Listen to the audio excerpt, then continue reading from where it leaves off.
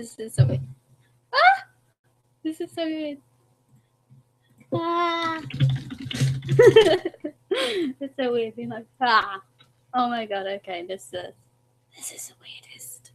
Why am I even doing this? Because they can apparently. Hi to anyone who watches, if anyone watches. So yeah. I'm not just gonna be checking like my YouTube for random things. I'm so scared. No. For the people who actually watch. If anyone even watches, no one's gonna watch. I don't think. Yeah, no one's gonna watch. Yeah, look, 0 views. Yay, 0 views. 0. My viewer count is 0. How do I? 0. Viewer count is 0. I'm just gonna keep repeating myself. Yeah, because I can. And I will. I don't know what to do. Can I just edit everything out? Like on my video editor, just. Hello. Ashley!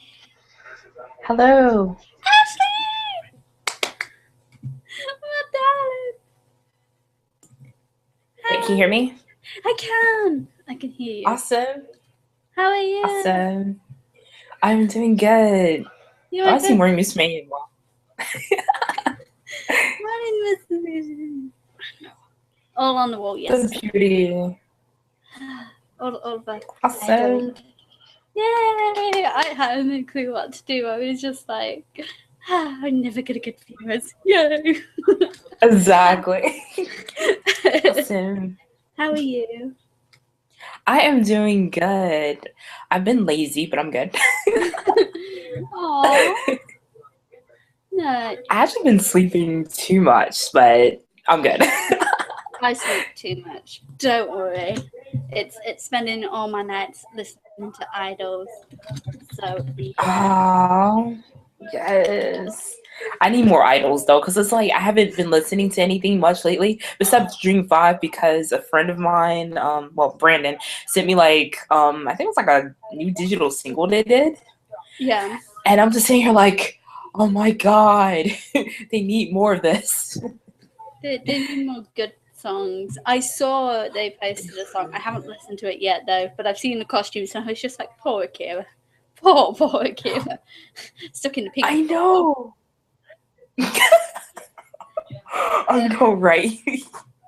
He'll live. He's such a trooper though. Yeah. He's just doing with it, just like I'm so manly. Just no, he knows. He knows that he pulls it off. Exactly. He's sexy and he knows it. He's sexy and he knows it, pretty much. Exactly. That's his song. Exactly, like his theme song. So we already know and make that official. Let's see. Also, and then the idols you showed me the other day. I think it was called what is it called? Kispy? I think is the name of the group. Kispy. They're so cute. Oh my gosh. I love them so much. Like I couldn't stop watching the videos that they have done so far. So it's been so good. And the funny thing is, for some reason, like I follow one of the members, and then I made a post about something or tweet, and then one of the members liked it, and I wasn't even following them. I'm like, how are you finding me? Like, oh my god, they are really they're so cute. I look at them and I'm just like, I'm in love with all of you. You're so adorable. They really are. And what I like about them is like when I watched the video that you linked to me and Michael, I felt so refreshed, just hearing it. They're very refreshing. Like they have that very refreshing look, and it's like you can tell that some of them aren't used to it yet, which is nice. It's the exactly same with, like it has that refreshing feeling. Well said. I mean, that's pretty much what it is. exactly, and it's nice. It's nice to see these girls that are cute and inexperienced, but Exactly. they're still giving it their all, and you're still just like, I want to support them. That's what idols are Yeah. about. That's what they're about. Exactly. And it's like now I want to buy their singles now, depending on how we can find them. But I want to support them because they're like so It's going good. to be so difficult to find their It singles is. It because really is. they're very indies. It's because agency though Oh, they're still in indies. is for models and actresses, not for idols. So it's very Oh. different. Um, but yeah, it's more an agency for a talent that like isn't based in the idol Mhm. business. So that's the first group. Oh. So Okay, yeah, that makes sense. That makes sense. Cause you just said it. They are. Was it all of them are models, right? Or they are a all of them combination are. of models and actresses. They were all taken from the Charm Up model production, I think. They're all Oh, probably a that's right. combination of it all. They're probably all either models or actresses or both. But yeah, they were all Oh, taken okay. from the same agency anyway, and they were put in a group. And I'm guessing they were the youngest of the bunch, and they thought, yeah, we're going to put Oh, these girls together and make them an idol group. And they've put a nice bunch together, I think. And I like they the really oldest have. girl, especially, like the blonde, because she looks like she's the one Yeah, with the most experience, and she definitely looks like a very. model. But she's very beautiful. Yeah. And one thing I really appreciate about their singing is Mm. that they all blend so well together and they all have like a really distinct tone that you don't really get to Yeah, hear in like girls in their yeah, generation because most like for example Siri Bit they have their own yeah, tone which is nice and it's high but like yeah, with Kispy they have a more mature tone to their voices but it's yeah. really subtle but refreshing. Which is weird because obviously they are a very young group. When I heard their voices, I was kind of like, oh gosh, they're not like I know. as I thought they would be. Like I thought they'd be very squeaky and very bad at singing, like like kids, Right. like Shimamura Uta, Exactly. and Exactly. Inaba Monica is a good singer, but she has that child voice. So Yeah, she really does. Inaba, It's like I'm gosh, sorry. it's really cute. Inaba Monica, I'm really surprised she's the third oldest in Country Girls. That's really surprising. I didn't know that Exactly. because Exactly. she's younger than Yamaki Risa, but she's older than everyone else, and it surprises me that Ozeki Mai is the baby of the group because she doesn't act like it. Like She really doesn't. she's so cheeky. Like I love her. She's like Really does. I adore her personality. She is so cute, and she's just really good at that talkative vocal. Exactly. And I think that's nice. I think what Hello Project is lacking in personality, Country Girls might make up in it like really well because they have Momochi, and Momochi is like one of the biggest personalities Hello Project has ever had. And I think they need Exactly. more of that in Hello Project, but they kind of don't like hone in their personalities too much. Like Zuki and Ogata Haruna would be great personalities, as would Eripon. They just don't use them because upfront are terrible. Exactly. And that's just like the case though. Exactly.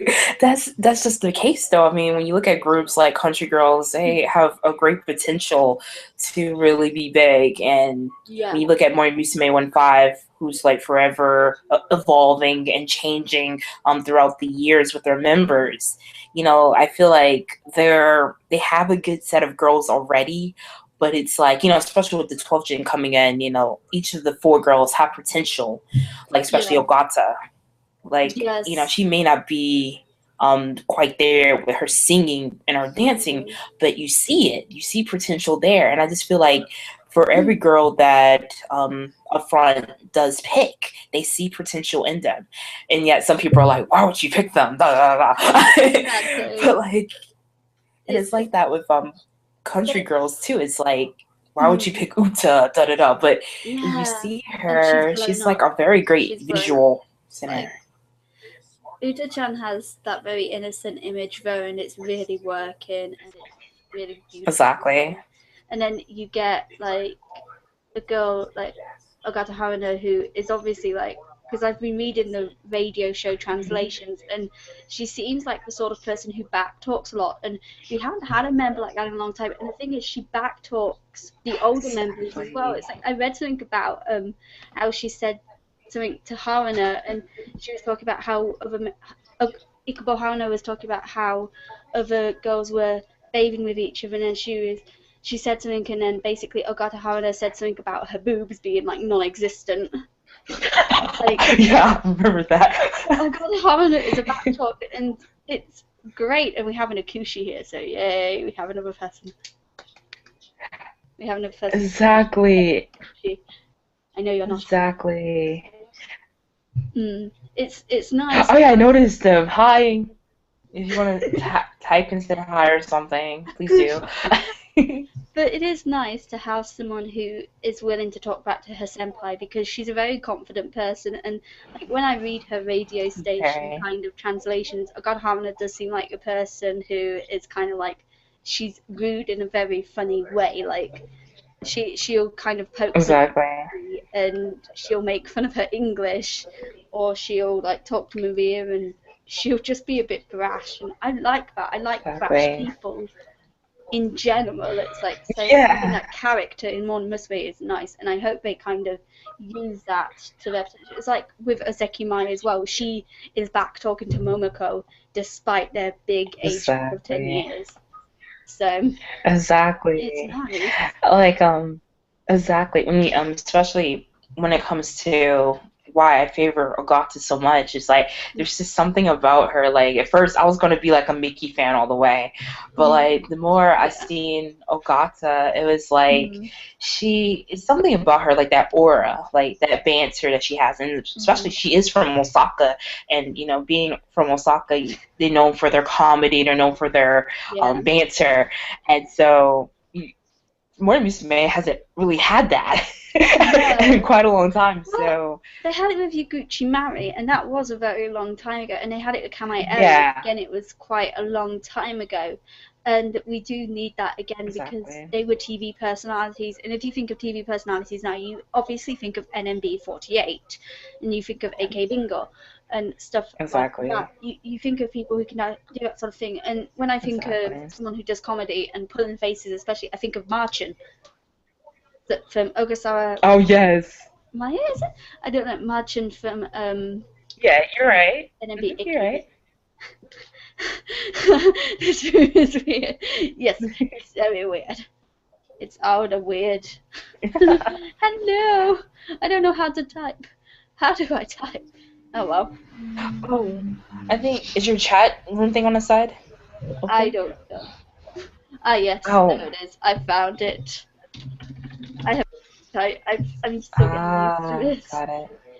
Yeah, it is pretty strange. I mean, I like Google Hangout because the connection is pretty stable, and I can't think of anything else better. But like, this is pretty fun though. So. Because I know Skype is a terrible connection sometimes. So, but no, it's nice to see that Mon Musume is growing in kind of what goals they have. I'm glad that they do finally have an English speaker, but someone said this on one of my YouTube comments. They said they have a feeling and they have a fear that Miki will only get English lines now.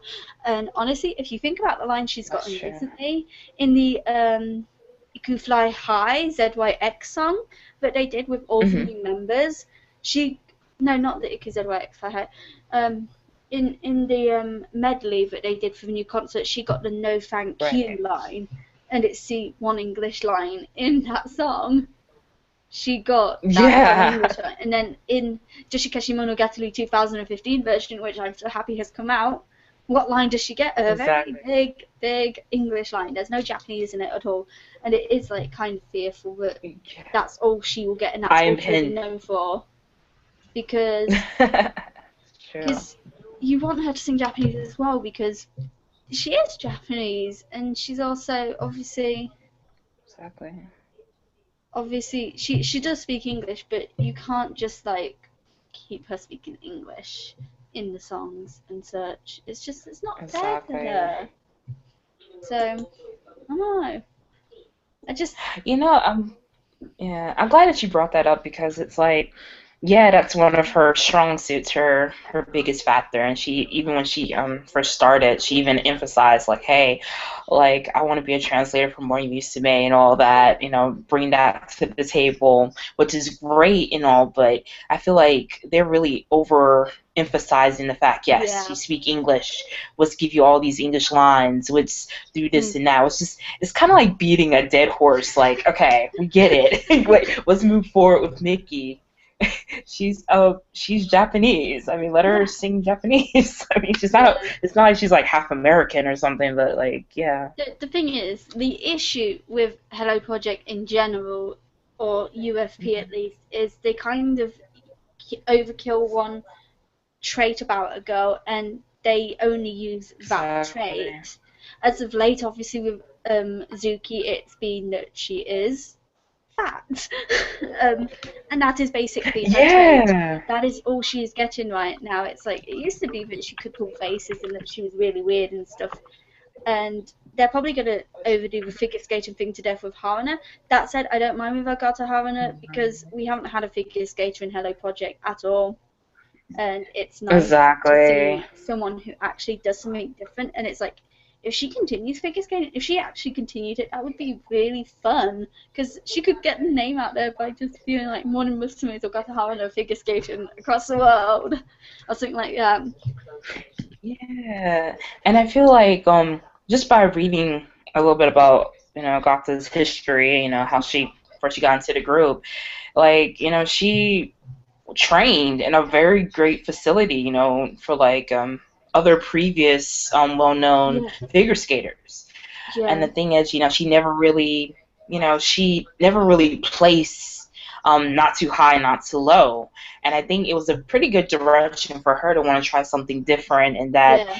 by kind of emphasizing, hey, I'm good at figure skating, like you said, Mm, it would be a really great start for her to kind of get herself out there, kind of not only yeah, promote Morning Musume 1-5, but also kind of promote who she is as an individual, yeah, incorporating her talent, figure skating. yeah, And another thing I just thought about too, you remember the whole issue with Mickey and the whole, oh, she speaks English scenario is like with Eripon. And you remember for a while, Eripon would always emphasize how much she loved Gaki and yeah, how that was overused a lot. And it's like now she kind of pushed back. Like you hardly yeah. see her going about Gaki anymore. So Mm. that's been a big change.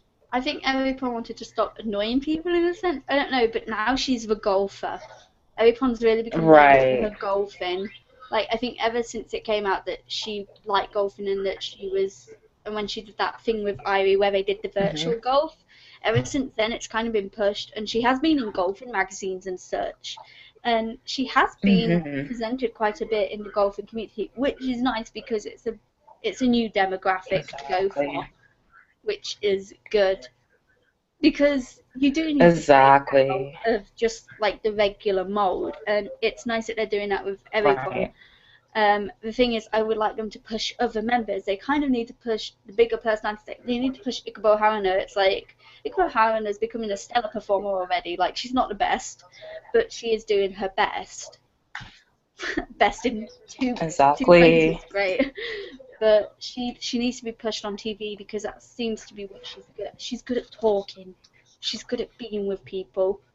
So she needs to kind of like blossom. Exactly. But as we know, Upfront are terrible at putting their idols on TV. This is where we Hmm. need Aki P. Aki P magic. Exactly. We need a collaboration. IPP magic. We need to like, And if you think about it, it is pretty good. Like you mentioned it. Airpon. I think there's a good direction for Airpon, kind of yeah, emphasizing the whole figures. I mean, sorry, golfing, her love for golf. So that it's good. Even though she's not really going on about Gaki, that's one thing. But yeah, golfing, I think, is a very good one up for her. And I hope that they will do the same thing for Ogata Harna, in figure skating, because figure skating is quite is popular in its own right in mm, Japan. So that'll be nice for them to use that. They could definitely use that for Maria with baseball. I think it'd be baseball being one of the number one sports that Japan loves, mm, and it's one of their pastimes. I think it would be great for them to kind of emphasize, Maria a little bit with baseball. And then with Ikubo Haruna, for example, I'm glad yeah, that you brought her up too. I feel like, for her being a huge otaku that she is, notably, Yeah. as she said, she really, I mean, she has done a little bit of things here and there. But I really want to see that get pushed a little bit more. I could see her do a lot of anime specials, or Yes. maybe interact with the seiyuu, or Japanese voice actors in their area. I want to see that. I don't know why, but I guess kind of relating, because I love Japanese voice actors so much. So I could see I'm sorry, not Ogata, Ikubo Haruna kind of go in that direction. Like I would like to see her do some roles. That'd be pretty cool Yeah. too. I mean, like she did with Pretty Cure. So. Because yeah, they've obviously done a pretty cure thing, and it's nice that they chose three of them. But I'd like to see Ikubo in more roles, kind of thing. I Right. think she would be good at that. She has a very calm voice, so she'd probably be able to do like calm kind of characters. They're Exactly. they're like soft voiced people who are basically shy or something. She could easily do that, or she could do like the Yeah. annoying friend. I don't know, because her voice can go quite high as well. Yeah. But that, it actually can, and I think she has like a very interesting voice range. I think, like you said, those roles that you could see her do, I can see those as well too. mm. I mean, I don't think she could ever become a like kind of seiyuu who sings with the anime themes. I don't think she's that Right. talented as a singer. But I think she could just be the seiyuu. She couldn't do a Yui Kaori kind of thing and be a singer and a voice actress all together. Exactly. But she could just easily be a voice actress who could get. I think Ikubo Haruna could do well in that kind of field, and she could do good soft character voices. Something like that. I don't know if she'd get popular. Oh, She okay. probably would. Who knows? But Exactly. it would be nice if they could all branch out into these fields. Like I also want to see members of Angelinu branch out. Aw, does you think? Oh yes, definitely. I could see that too. Love you, Wakushi. Nice. We love you. Nice having you. Hey, mate. I'm sorry that my webcam is so blurry, but I need to really get a better webcam HD one. Oh no. No, I totally understand. I mean, especially when you're in university, you have to deal with it. Yeah, you have to deal with all the cheap stuff. Have to deal a little bit. Well, all my money goes on my idol stuff, clearly, and food. Yes. Food. It's important. Idols and food. That's all we need. That's all I need. That's all we need. Live, not love. Live, love life. Yes, love life. Yeah. Love Life. Oh yeah, I didn't know. Do you follow Love Life? I didn't know that. Not now. I watched a few episodes and then I think I stopped when Crunchyroll still needed to update it, and then I never went back to be updated. Oh, okay. So I am I think I'm somewhere into season. How many episodes are in the seasons? Yeah, first season has 12 and the second season has 12 too. Then I was probably towards the end of season 1 or in the beginning of season 2, because I know I am. Oh, okay. I know I probably. Do you have a favorite right now, or? No, because I've forgotten now. What was it? I like the girl with the red hair, the one who became their composer. Oh, Maki. I like her, but I also like the one who keeps threatening to touch everyone's boobs. She's really weird. Oh no, Zoe. Yeah, and Nozomi's that really is your. funny. That is you anime form. Like, shut up. Okay, okay. It's like with me with Love Live. I'm the same way. I'm not really. I played the mobile app game, but I watched the series a little. I finished it finally, but it's like I'm not like a huge follower of it. But I love it though. I love the concept, and it's fun. It's cool. Because it's idols for crying out loud. I think I went through my transition with favorites. Like I love Nico because she's kind of like she reminds me of Vivian in a nutshell. Actually, speaking of Vivian, she just tried Skyping me. I was just wondering why there was a Skype noise going on, and it was Vivian. It was Oh Chow. yeah! Oh my god! She tried There's going Chow! Oh my god! Chow. Chow. That was so funny. We talked about her. Hello! Hello, child. Hey! Hello? Oh, of course you have to Hey! be loud. Hello, child. Hello, little Where's outfit. my kid? Oh! Oh! Oh! Hi. Hello. It's Vivian. My friend's here! I'm not. Hello, child. Yay! Hello. Hello. Hi! I don't know why I'm here. Because you love me. Because Yes, you love the Chima. Oh my god, look, there's Chris. Seriously. Wait, you're all on YouTube. You're all famous.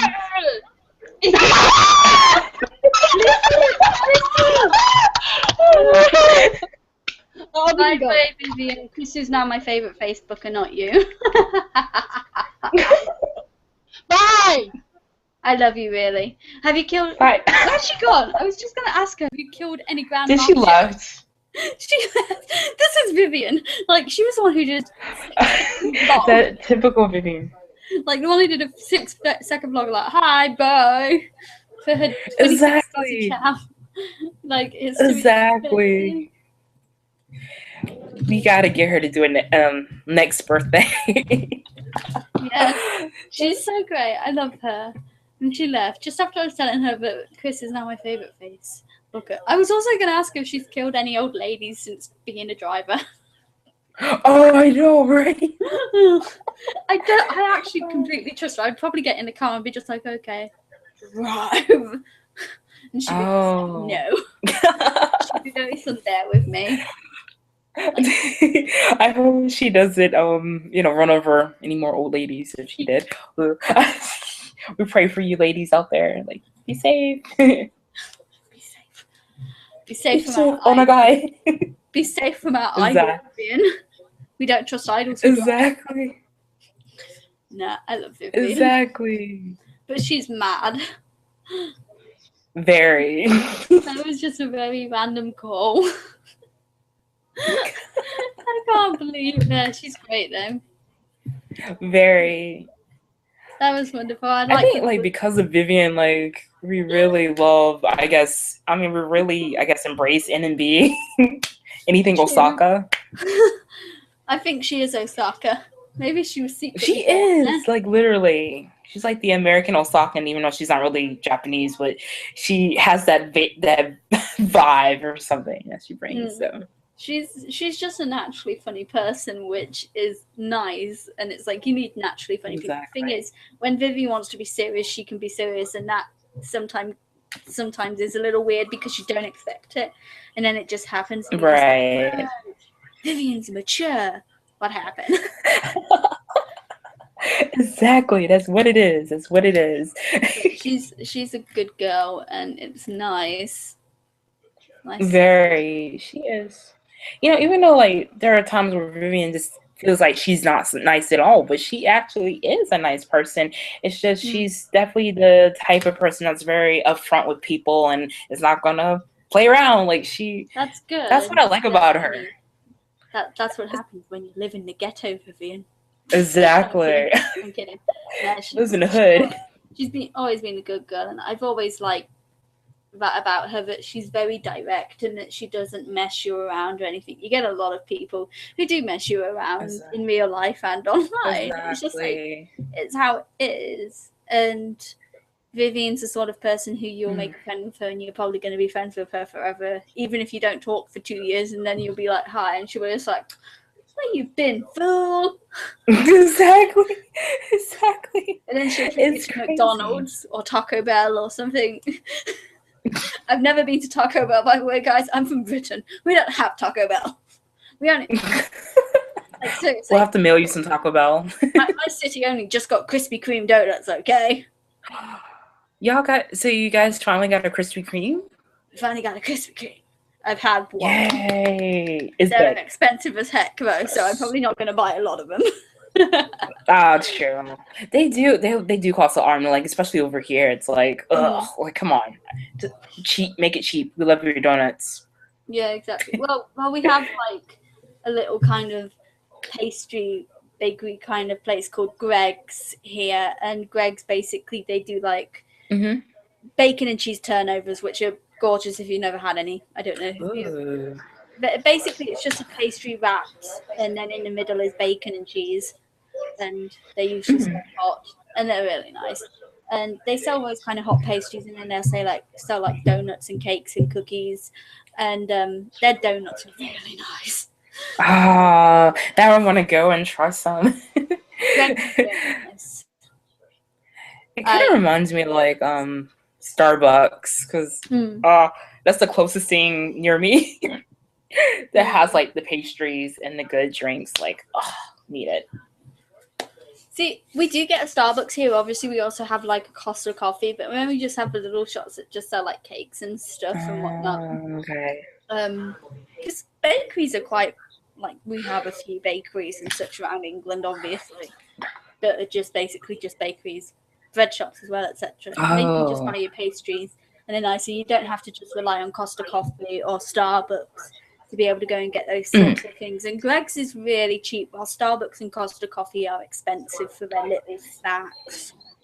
Exactly. So it's nice that we have Greg's, because I can just pay like 65p for a donut and be just like yummy. Ooh, that's not bad for a price though, too.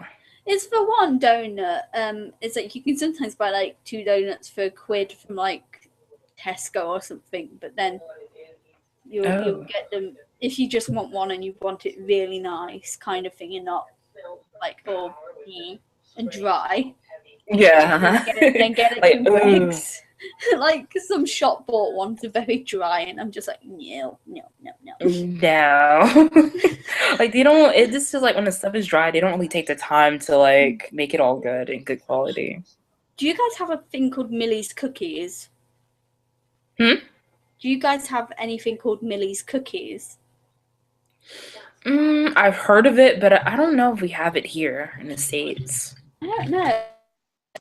We have it here, and it was the first time I'd ever seen it when I moved to university, and they're really nice. No, it might actually just be around here, kind of. Yeah, I've heard about it though. From like a few friends of mine still went to the UK, but like I'm like, it sounds good. I want some.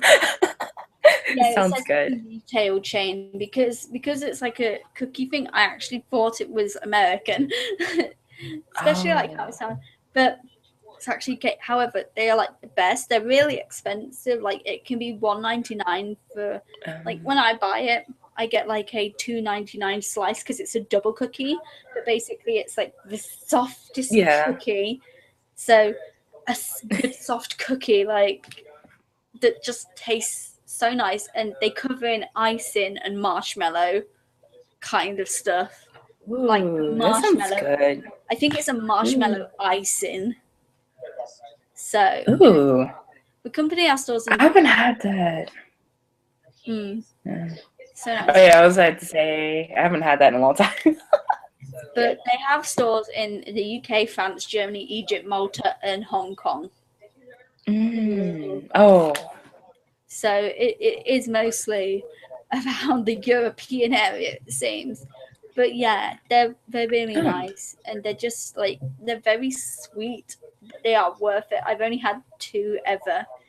They're worth it. They do normal cookies as well, but they're just as soft and just as nice. And basically, they're good sort of cookies, like how you expect a cookie to be, rather than dry and crumbly.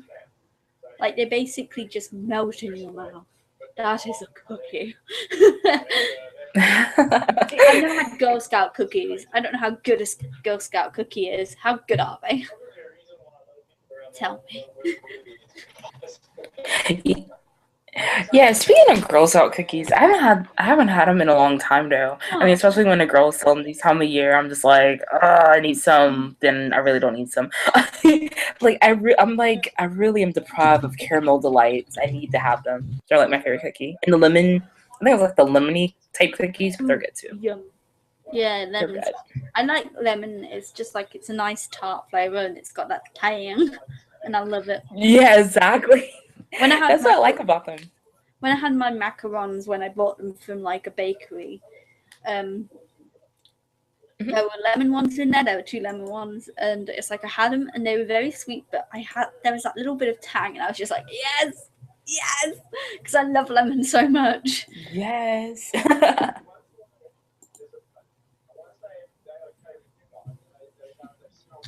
But 1 second. That sounds really good. Oh, okay. Of the tumor, not the Silence of the Lambs, Silence of the Tumor. There's like a party going on somewhere around my flat. So That's so nice to Shima. there's people being noisy outside, but I didn't go to this party because 1, I wasn't invited, and 2, I don't want to drink. I'm not like a big drinker, for those who didn't know.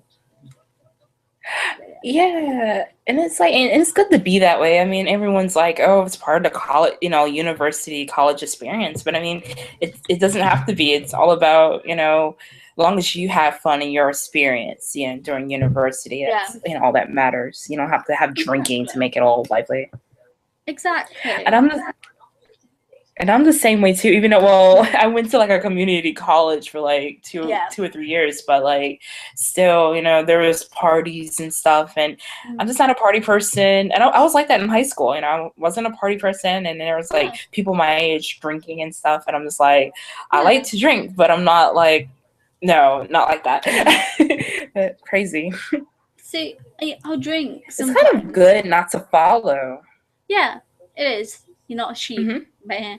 But I don't mind drinking, but there are things that put me off of it sometimes. Like when I had my tonsillitis, I kind of gained it after I'd had a night of drinking, and so I didn't like it.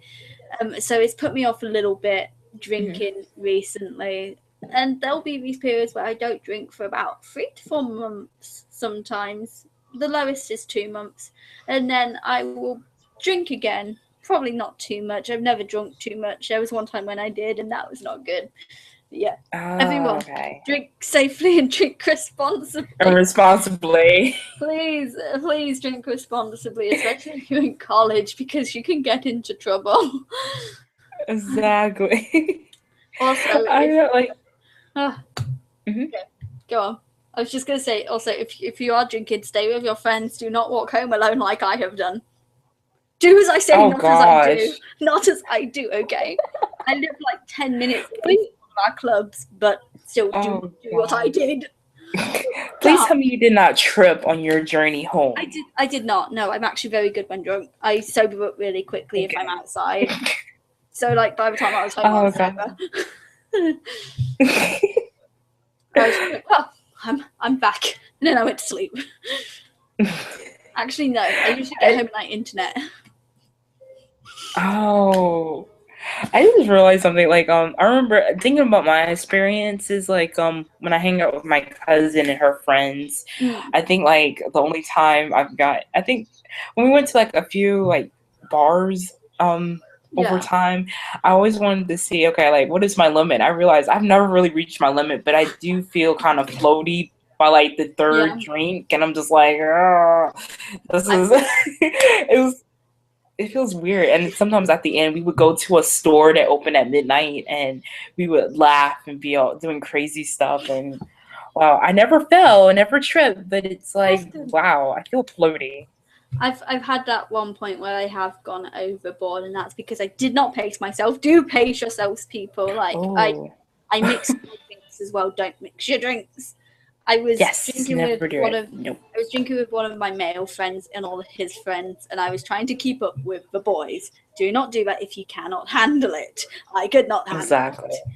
I regretted everything. Well, I didn't regret everything. It's an experience, and it told me that I should learn, and I've learned from my mistake. And so, never again. Oh, exactly. But exactly. Yeah, we somehow got to drinking over idols. Yay! I actually have a country girls place that I need to put up, but I'm not going to put it up now because I move out in a month, so there's no point. But I want to put my country girls poster. I don't know how do you. do you like country girls right now? Do you think that they are on a very strong kind of start with their debut? I feel like so far, I mean, with the sales with the first single, I think it's still good. It still shows that Morning Musume 112. I'm sorry, not 112. Morning Musume 15. We're going back in time, people. But I think that Morning Musume 15. I think so far, even though like we don't, this is the first generation. It doesn't have any of the older generation members in it. It still shows that they're still can hold it out on their own, and this day has come. And I think that Mizuki is showing that she can lead because she has learned from the best. I mean, she's been surrounded by she's been surrounded by Ai-chan. That's one example. That freak is influenced with Gaki. And Gaki's influence, very, very little at that point. As a sub leader, Gaki was also always very loving and very like kind of, I love Morning Musume. I want to make Morning Musume good. But with Sayumi, it was I want to make Morning Musume better and to improve it and to improve the girls behind me. And Sayumi, I think, was the best leader that they've had in a very, very long time. Exactly. Like, obviously, she is the leader I will think is the best because I was around for her era. I was never around for the Kaorin era or the Yasuda K era. I was only around for a little bit of, well, with Master I, for what was of Gaki's, and then for Sayumi's, and now I'm here for Mizuki's. And honestly, when Mizuki became leader, I was very kind of like, and I'm still a bit about it because I think Mizuki's a very boring person. I will think that for a very long time. There are things where I think, yes, you are very cute, but then I think you still don't have a personality that is very grasping. And UFP aren't playing on her whatever personality she has at all. They're only playing on the fact that she's a Momochi fangirl and that she's a bit of a Hello Project Rota and her body. That's all they're doing. Exactly. They're not really doing anything. And it's the same with Takahashi Ai. They never really brought out her personality. They only brought out the fact that she was a good singer and a good performer. So it feels like if they don't do anything, if they don't really book the personality up here, they're going to have what was pretty much the Platinum era where it was very dull. Exactly. I feel like I don't want that. I feel like with me, like when it comes to the leadership, we've been fans in different eras. Like for me, I kind of came in where Eden Cowden was leader. So I think it was like around probably 2003, 2004. And I didn't really, and I think she did good as a leader, but then like the more I got into Morning Musume, I think, I really felt that at that time, Yossi really did push it up as leader. And then as everything digressed to the Platinum era, it was pretty solid. It got bland after a while. And then, but when the 9th gen came in, that's what, the 9th gen really saved me from leaving Hello Project altogether because I felt like, it was great looking at Smilage and berries and cute, but like, Morning Musume, like they hadn't changed. They were very stagnant, and that's what a lot of fans said. You see, that was the era that I came into.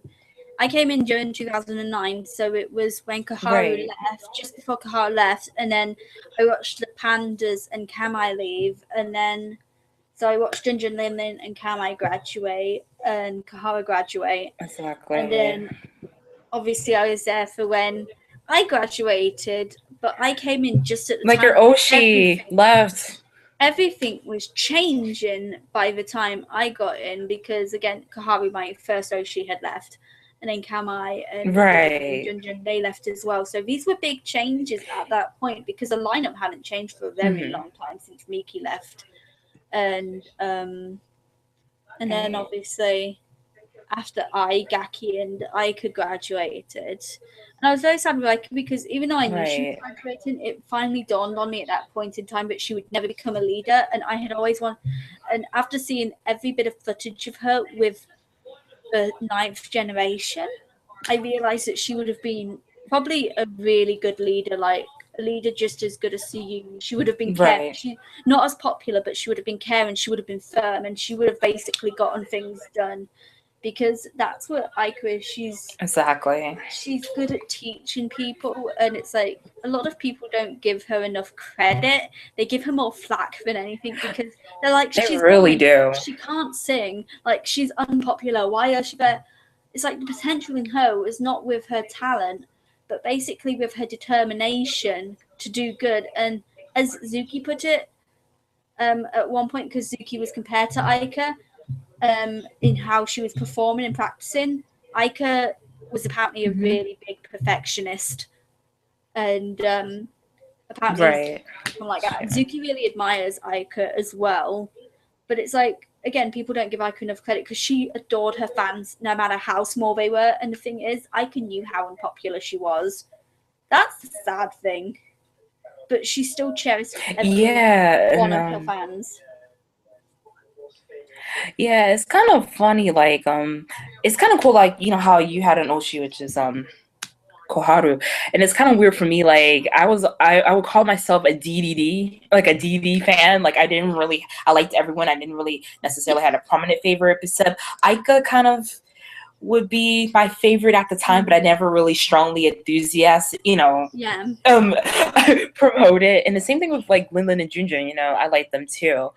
I think 8th gen was pretty much my favorite gen overall, and I did like the 5th gen because I kind of seen them a little while and all that. But it wasn't until like finally, with Aika, you're right. Aika really has gotten a lot of flack, and everyone always got upset. Like around the time of her audition, everyone was like, "Well, why didn't you pick Yuki Kakawa, or why didn't you pick Sumire Sato as 8th gen? Because they're just as talented and whatever."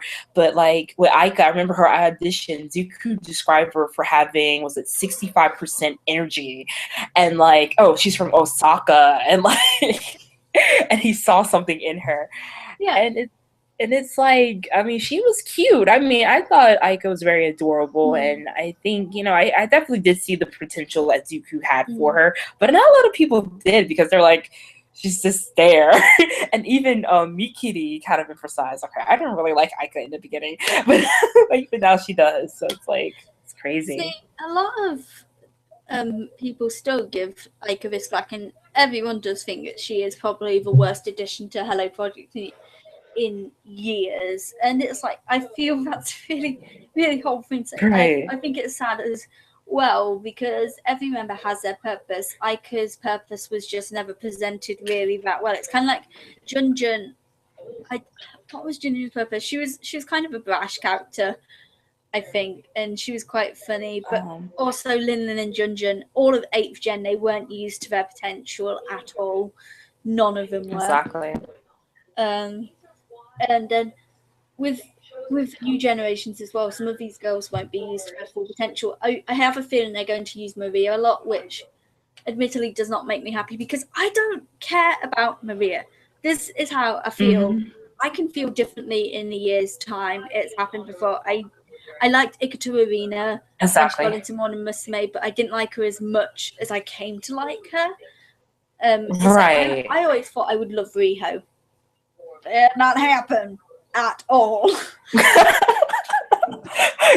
That's funny. It's like when I remember that too. Like I went through like when the 9th gen and the auditions and when I first joined, like potentially I really did like Riho because like I don't know why, because I liked that she was a strong dancer and that she had, I guess the upper edge as far as experience goes. But like as soon as I saw Ikita, when I saw Eripon pretty much. Yeah.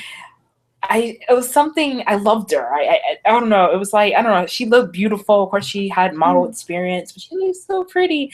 But then after a while, then Zuki, and like I couldn't help but love Zuki a little bit. But like I loved Ikata for a long time. But then Mizuki really stole the show. Yeah. Soon as they said, "Oh, we have a surprise. We added a 4th member to the generation." That made me cry so much when I saw it. I was just like. Exactly. But and when I saw her, I was I fell in love, and then I'm just like, okay, well, Happened. sorry, Eripon, I love music. See, I didn't think I'd like Eripon as much as I did. I thought she was the cute, awkward underdog, and I knew I'd support her because I like underdogs. But I always thought, yeah, I didn't like Zuki when audition started. Exactly. And then I saw her audition footage where she basically acted, and I burst out laughing because it was really funny. And I Yeah. thought, she's really funny. And then I was just like, I actually like this girl. And I still love Zuki. I still love Ericon. They're still my top two in Nike. As we know, they kind of fluctuate between first and second with each other. Currently it's Zuki first. Mhm. And it seems every year it changes. Like, oh, this year it's Yeah, it really does. I noticed that. Eripon. So next year, if it's Eripon, we know what. Actually, last year was Zuki. This year it should be Eripon, but it's still Zuki. Actually, it might be Eripon. Oh, I'm confused. It is confusing, and I know how you feel because it's like that with me and it's like Music Key and Eripon. It always Yeah. goes up and down, even though it's like lately. It's kind of funny, like when I sold my idol stuff, it's like most of my stuff was Music Key, and it's like walk walk. I mean, I still love Music Key, but like at the same time, it's like I can't help but love Ikuta because she's really coming up there again. Like my love for her has resurfaced, but it's kind of hard to kind of put her in. Like, how can I love you? Where can I put you in the lineup? It's crazy. See, I think it actually might be Ikuta this year because Ikuta's just been impressive this year. I think it's like there's been been changing her vocals, or you've heard changing her vocals, and she's so much more confident as a performer. She's been confident for about a year now. Since last year, she's been very confident in her performance, but she's even more confident now. And the fact that she can do a cartwheel one-handed while singing is amazing. Okay? Exactly. If y'all don't know what this is about, this is the Joshi Kashimono Gatari 2015 performance. Go watch it. And also, she yells, "I am a pen" in it. It's funny. Okay? She's great. Yes. Eripon, every pen is great. Every pen is amazing. And I'm still waiting for her photo book, Every Man, Macho Man, where she fights bears and lions. I really want her to have a photo book, okay? Like, even if it's just like purely just her muscle. Dear. I like seriously. I mean, Ikuta's been in a group for a long time. She needs to have a photo book. She really does. I mean, because Music Key has 2, and Ayumi has 2. Riho has like millions already, but I would love Ikuta to have a photo book because I would buy it in a heartbeat. I also, like to see her have one. I would buy her photo book. She's 17, isn't she? Exactly. Isn't she 18? Yeah, she is. Oh my! Weird. Okay. Her birthday's in June. Her birthday's in July 7th, so it's coming up pretty soon. Yeah, it is. And it's like, I would buy her photo book now. I don't buy photo books if they are under the age of 17. I will not buy a photo book like that. I think I have a photo book of Risa probably when she wasn't 17, but I got it from my sister.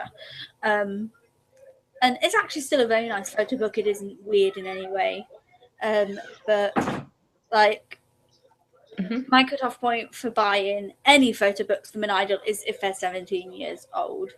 Pretty much. 17. Yeah, that's actually a good limit because even though it's kind of weird, like when some people are like, "Oh, I'm buying a photo book," and this girl's like 14 or something. I'm like, what? Like, and especially like, it's just to do with my morals personally. If you want to buy a photo book, you buy a photo book. No matter how old they are, if you want to buy it, you buy it. That's your choice. My personal choice is they have to be over the age of 17. And then if they're over the age of 17, I'll probably look at what they did in the past, but I probably still won't like care for it too much because I know how to. That's it. I looked at Kaharu's photo books from when she was like 13 and stuff, and they were okay. I didn't mind them. It's like that said, HP do very safe kind of photo books. They don't do anything risque. That said, Sugar Doll was quite risky for Kaharu, but it kind of showed. It was very. I think Kaharu probably took a little bit of creative direction with that one because that, or they kind of knew how she would be. They probably knew her limit, and it's kind of like it's the human Lando. I have seen that, and that is very risky. Very. But it kind of reminds me. I'm sorry. It kind of reminds me of Please don't say Was it Saya's Nagi's photo book? No, not Saya's. Not her. Nothing's as weird as Kind of Saya's. I know, I agree. Psych literally scared me. I was just like, It is. It's like it's not even her at all, and that's what's weird. yeah, It reminds me more of Naki from Cute. Like yeah, I remember how her first photo book was like it was very cute, playful. It had kind of like the same vibe that the other Hello Project members had. But when W yeah, Saki came out, I was like, wow. It yeah. was a little bit risque for her, but I think she was at that age where she could. I have a feeling that they kind of, when they're older, they do take a little bit more direction with it, and they say what they would like to do. It's kind of like with Kaharu's Sugar Doll.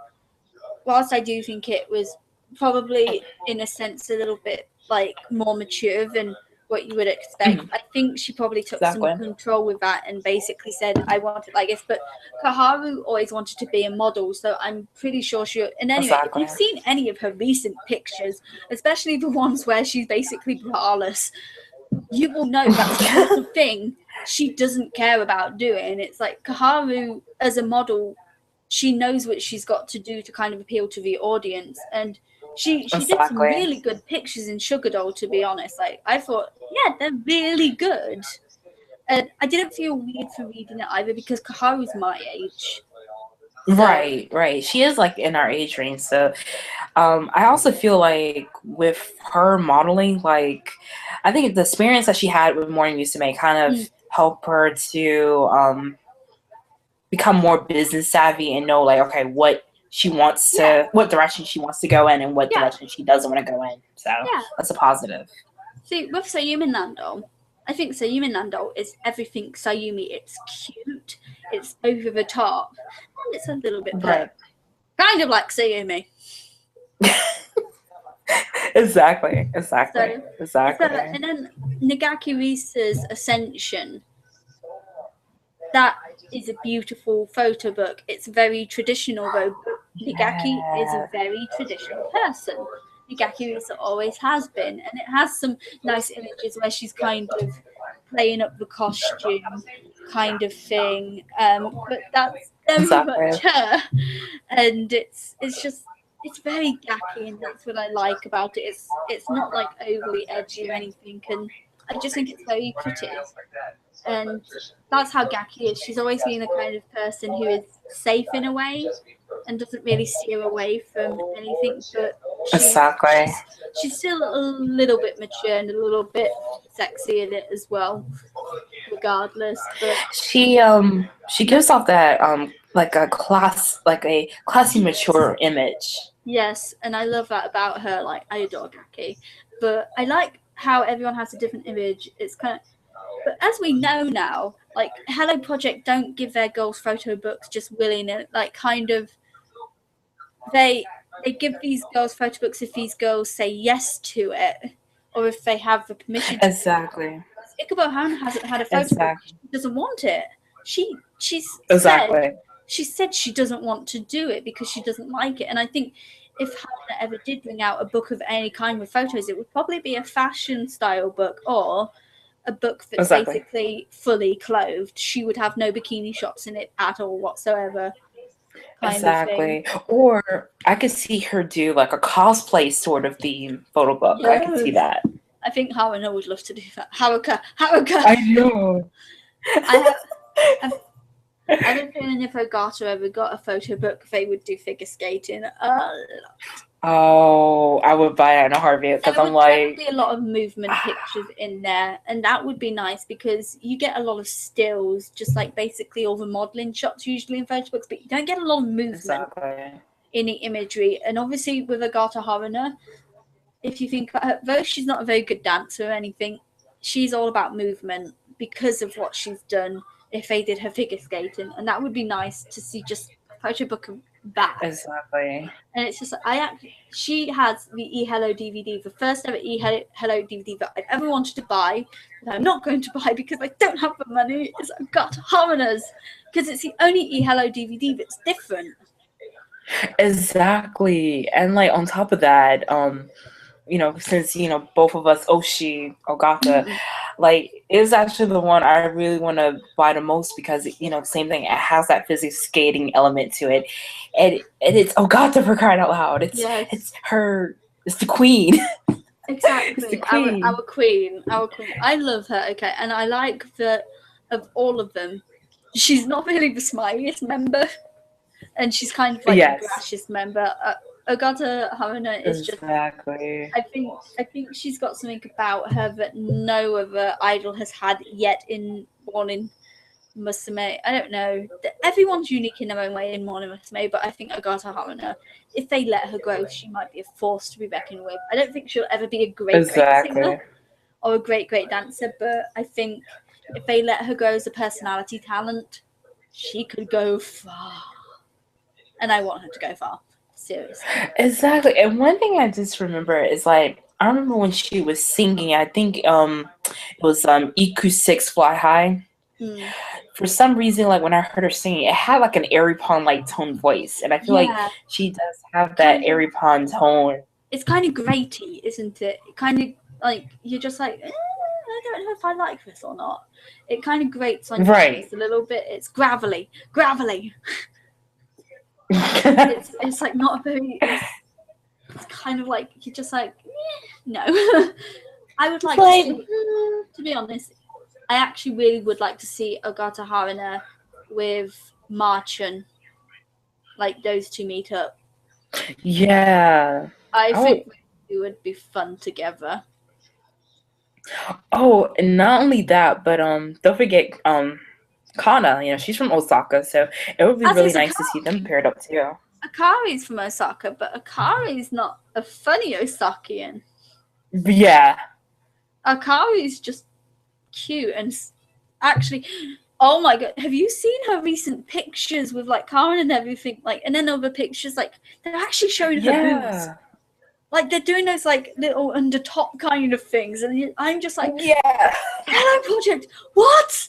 No, you haven't done this since GAM or something. It's kind of weird. It's really weird, but it feels a little bit AKB48 because obviously it really does. That's what some people will think when they look at AKB48. They think of pictures where they're showing like their boobs or something like that. But with that Akari picture, with the new ones recently, they like putting her tummy out, as we found out, even in PVs. But it's like when I saw those pictures, I thought this is kind of risky for Hello Project. It's really weird. And it really surprised me that I didn't care, but I think kind of AKB48 has brainwashed me a little bit. But the thing is, it suits Akari. That's the thing. And I think that's going to be her image from now on. I think they're going to try and push that a little bit. But the thing is, Akari, despite being one of the bottom at first, has really pushed her way up in Juice. And Hello Project in general, I think. Like, her popularity has risen. Like, she was one of the weakest, like, couldn't dance as well as the others like Yuka, couldn't sing as well as the others like Yuka. And now, in my opinion, she is one of the better singers. I do think she's better than Karen, but that is because Karen hasn't improved. Karen has stayed stable. And then you have Sayuki, who's just amazing, but Sayuki stayed stable as well. Kanatomo has stayed stable. And then you get Akari and Yuka, who have both improved immensely, but Akari has improved the most. And she might just be a force to be reckoned with. It's like, I think she's going to go far in modeling. If she makes it out as a model, I honestly won't be surprised. Speaking of Juice, like, just seeing how, like, I remember, like, when they first did the announcement for the girls, and then when you see them doing, like, their practices live and stuff, like, for you, like, Yuka, for example, Yuka really, her singing, like, she had some singing experience, because, she was in the Satoyama group. Greenfields. Yeah, Greenfields. And now, like, with her dancing, dancing wasn't her strong suit, but you haven't seen her, like, especially with the latest single, like, C'est la Va and Wonderful World. She has really really improved so much. Exactly. She's really blossomed. And same thing with Akari, she has really grown. Sayuki, like, oh my god, like, Sayuki has stole my heart from Yuka, a lot lately. I mean, I don't know why, I love her voice and stuff, but Yuka, I love her. I miss her. I'm like, come back, Yuka. But I like both of them. You're my wife. Akari, Exactly. you're my mistress. Yuka looks like the doting wife who would like be in love with you completely, regardless of what you did. But she would scold you if you were bad. She would throw curry on your face. I can imagine her making curry, to be honest. I think she'd be a very good curry maker. I think Yes, Yuka is just precious, to be honest. Like, I think Yuka is adorable and I really like her, and I think she's just amazing. She's precious. She's super cute and I adore her. Exactly. It's like I like most of Juices. I think they're all very talented girls, especially now. I just think that they should be given a few better songs. It's like Wonderful World has definitely piqued my interest all over again with them. Exactly. I just hope they don't do a Berries on me because that will really annoy me. It kind of reminds me, like, I remember when the single came out, and I couldn't really feel anything for it, but, like, the more people were talking about how good it is and stuff, I'm like, okay, I need to watch it. So I'm like, then I got blown away. Yeah. I'm just like, I didn't like the outfits as much, but I really did like, the blue and white. Like, Wonderful World, yeah. No, I didn't like the other, I like the casual. Yeah, I like the other ones. It was casual, and everyone had, like, their own personal style. See, when they perform Wonderful World live, they don't wear the jackets, and the outfits look nice without the jackets. It's the jackets that ruin the bloody thing. They aren't really. Exactly. It's kind of like, please take the 80s back. The shoulder pads, please get rid of them. Burn them. Oh my gosh, yes. Oh my god, those shoulder pads. Just and Carmen's hair. Carmen. Oh my god, Carmen's hair. That's it. Many people hate Tomoko's hair. I hate Carmen's, okay? I just think she looks like a boy.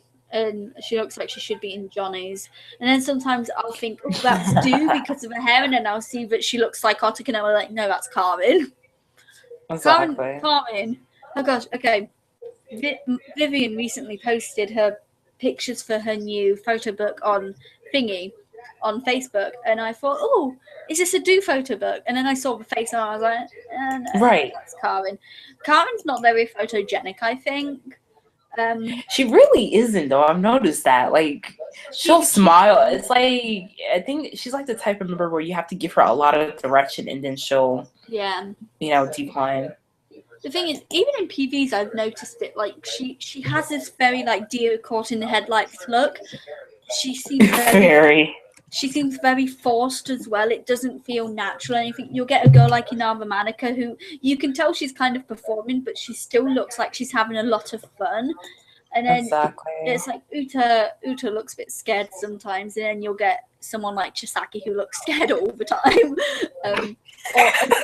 See, Ozeki Mai is amazing. I did not expect her to be so good in front of a camera, but oh my god, she is the most naturally photogenic member of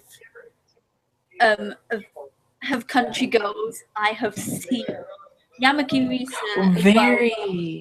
Risa has a very model-like presence. She really does. It's like, I don't know why, but it's like I've noticed that a lot. Like her aura, like the way she presents in her photo. Yeah, it's like she's not idol-ish, but it's but it's some kind of uniqueness about her. And then like again with Ozeki Mai, it's like Ozeki Mai, I adore her. Like in the PV, I kept laughing at her parts whenever I rewatched it. Just like that little bit where she's going, and then she's like, she's starting to read again. It really makes me laugh. She's naturally funny. I like that. I like a naturally comedic person. Is she from Osaka? Oh, we gotta look that up. We need to look that up. Well, if she's from Osaka, we know why she's funny.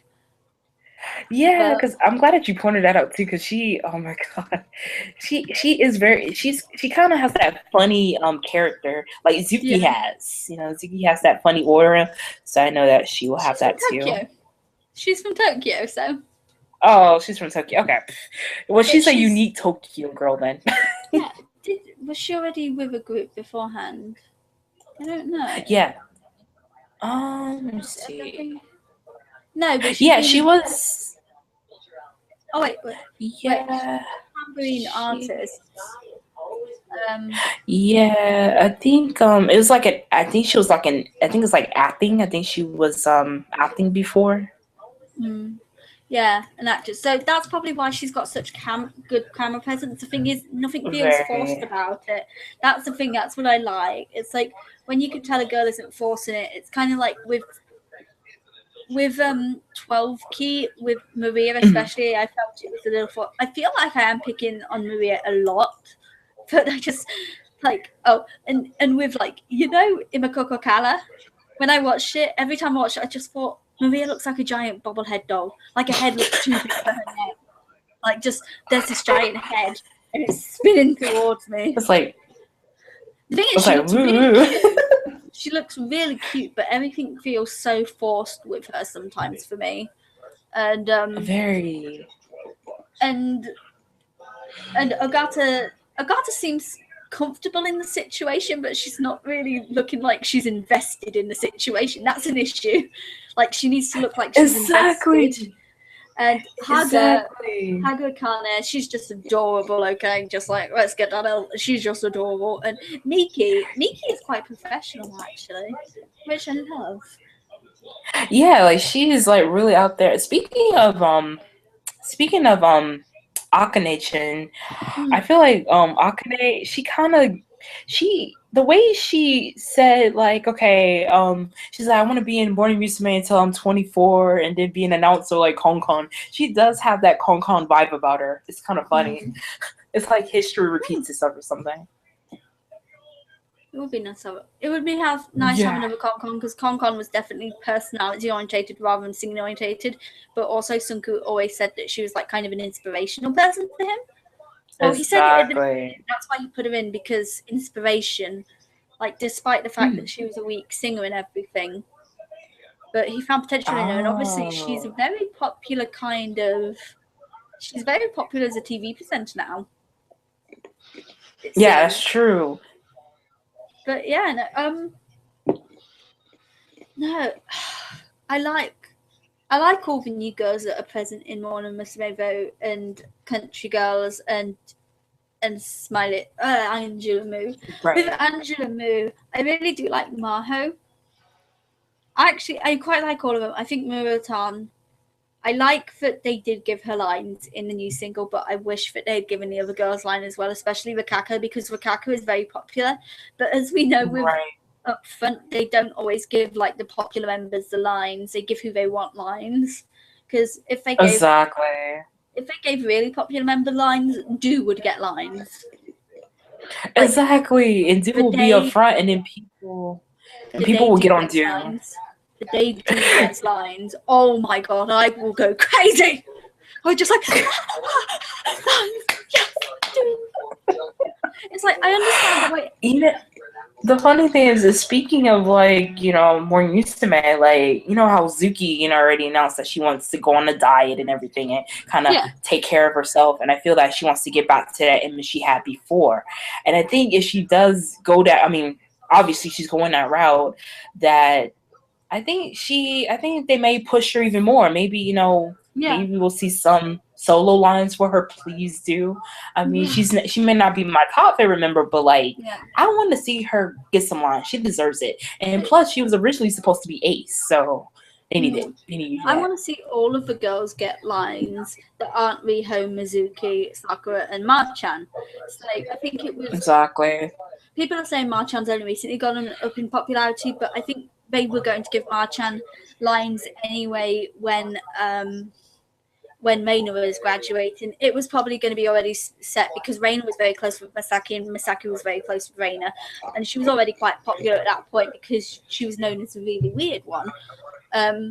But girls who I think deserve the lines, I think Do is the one who's most deserving of lines because she is the best singer. Like, she is one of the best. And then you've got a girl like Miki, who is also a very good singer. She's very Helen Project as a singer, I think. She's got that very sweet, cutesy voice, which is a little annoying. But it's the same with Marchan. It's like I love Masaki's voice, but it can get a little bit annoying as well. Yeah, like I think when Masaki, like at this point, like Masaki was a potential favorite for Tenjin when It when was always they came Ikubo. around, Always or Ikubo. when Ikubo too. But the funny thing was, it's like I don't know why, there was something about her that kind of I disliked about her. I don't know. It was like her. I don't. You know, like you heard the stories of how like she would get lost and stuff, and how Yeah. I think the Temption got punished. I think this was when they went to Hawaii for the first time. They got punished Yeah. for it, and Machan didn't apologize right away. And just how she was just so she was kind of irresponsible in that sense, and that's what kind of rubbed me the wrong way. But then Yeah. at the same time, when I look at her, it's like I can't help but love Machan. Machan's Machan at the end of the day. So it's kind of like a love hate, but I can't say that I can't dislike her Yeah. all together. But I love there's things about her I like. See, it took me a while to really appreciate Marchan fully because when the auditions were going on, I stated it in my vlog as well. I did not like Marchan, and I had a feeling she wouldn't get in. And when she got in, I was really unhappy because I was just like, here's this girl who is not singing properly, who is a very weak dancer, who's basically very shit at everything, and you put her in. Why did you put in this little girl who is not worth anything?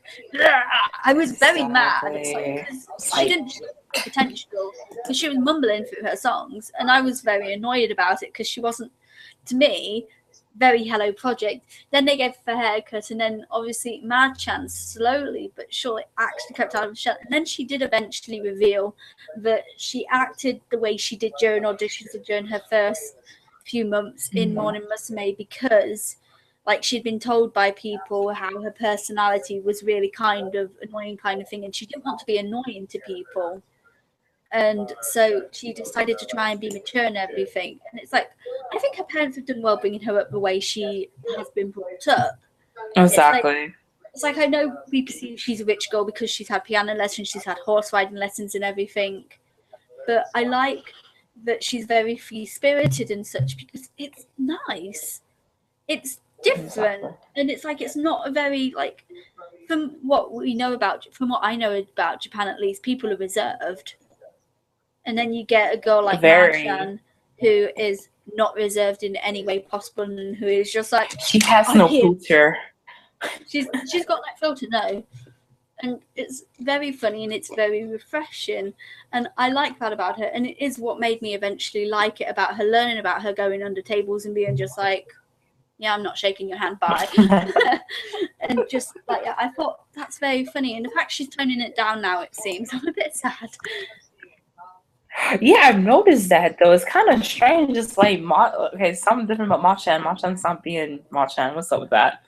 But I think they're trying to push more now. But she's like playing with music, so they're trying to show that musical side to her.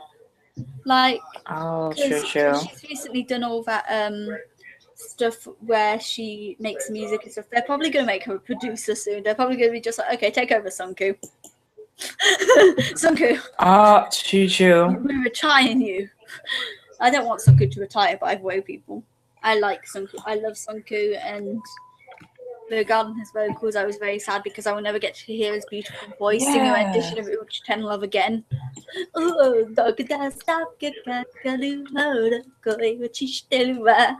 was a song that really got everyone to notice, like how he covered Hello Project. So I was just like, oh my god, it's beautiful. Exactly. Because now he has lost his voice, Sunku, we need you to release your album of songs that you pre-recorded, like the demos for the girls, because we love you and you sound sexy in them. So give us your sexy demo reel.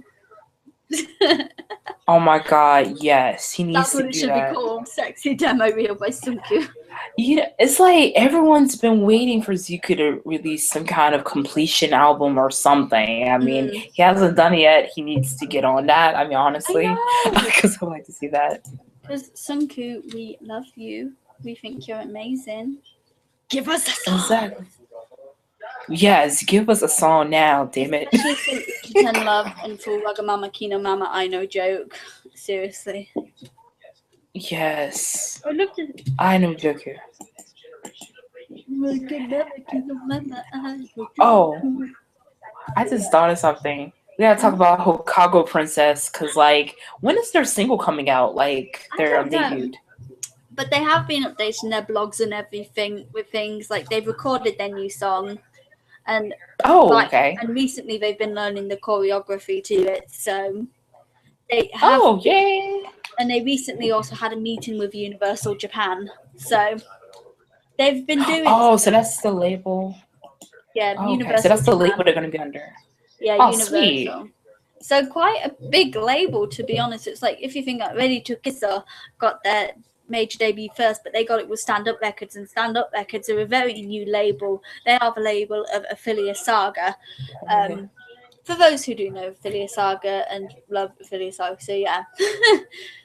but I think 5PB probably just changed who they were going to have as record, because 5PB were the original label for Ophelia Saga, but they're also a game company and a company who own Maid Chain Cafes, which is what Ophelia Saga hails from. And yeah, they probably made Stand Up Records or something like that, just to change it up a bit. But Ready to Kiss Her as well. I think a new group has debuted under it as well.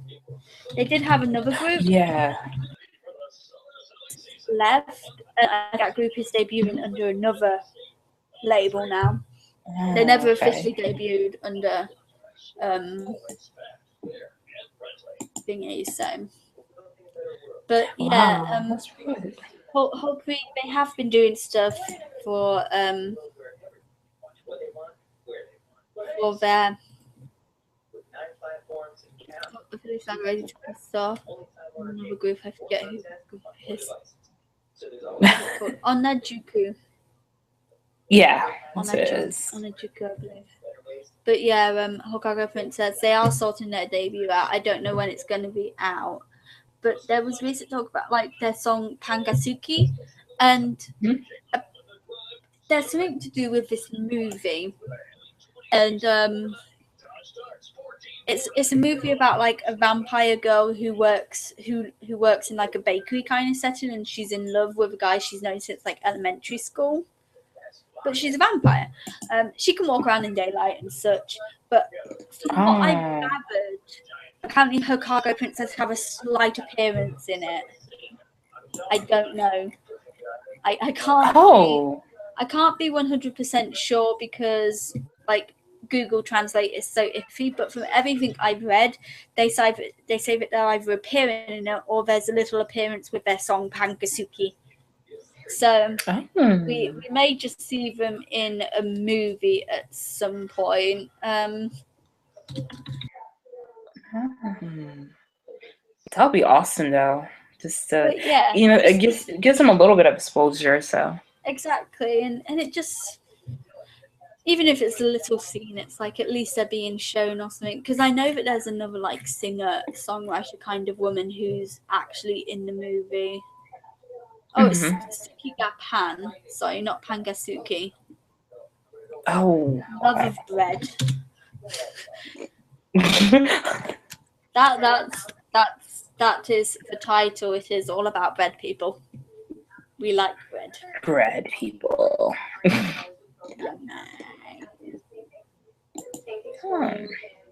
That's really exciting, though. I'm so glad that Hokago Princess is finally gonna get that push that they need, especially debut finally, because it's been so long, and especially they had their ups and downs with the constant graduations and changes and everything.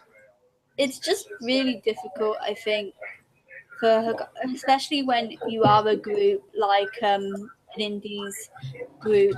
With Hokago Princess, yes, it has been an issue. I think with Shibasaki, I know everyone misses her, and I know that they have her in Ready to Kiss Her, but I feel that what she wanted to do, she wanted to be creative and she wanted to do fashion, and she couldn't do it in Hokago Princess, so she eventually left. And I think she might be helping out with fashion design for exactly for Ready to Kiss Her, but I feel like she probably has the freedom she wants there. With Noda Hitomi, she's obviously kicked out. You do get a case of some members coming back or some members deciding to graduate and never graduating, like Odagiri Nana. Mayuka, she came back. She left to be a model. She came back. Not a lot of people know that.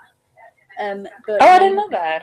Mayuka did leave in 2012ish. She came back in 2013, and she was a trainee member for a while. She was a candidate. Oh.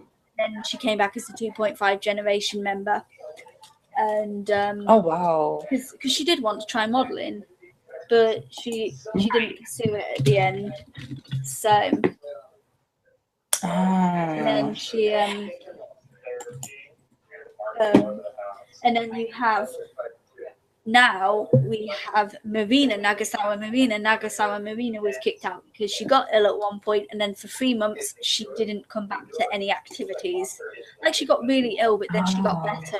She just didn't come back. So because she had breached her contract, they decided to kick her out, and she put on her blog that she had been kicked out because she had broken rules by not coming to work. And she essentially put in her blog, I would like to come back to Hokago Princess one day when I've basically proven that I can do it. And then she started working for Coconut Stage, and Hokago Princess are tied with Coconut Stage. Like the theme song for Coconut Lounge, Tokyo Stage or whatever it's called now, used to be Juliet, Tsukika, Hyakunen, Liu. The Juliet song was their theme song for a long time. Oh, okay. And they still perform there. And Coconut Stage, for anyone who doesn't know, I don't think anyone's actually watching this anyway, but Coconut Stage is a Gravure lounge bar. Oh. And the waitresses How appropriate. Well, Marina Coconut. And they have an app game actually where you can play kind of a game with, and you can have, and I think it, like, I don't know what sort of game it is, but I've tried playing it and I don't understand Japanese, so it's very difficult. But you get like random girls from Coconut's bar who work there, and most of them are aspiring Gravure idols. And Marina worked there for, I think, about a year before she was brought back in. No, not a year, but she left in about August 2013, 14, and now she's back in Hokago Princess. And so, and she worked there, and she's had her idol Gravure debut.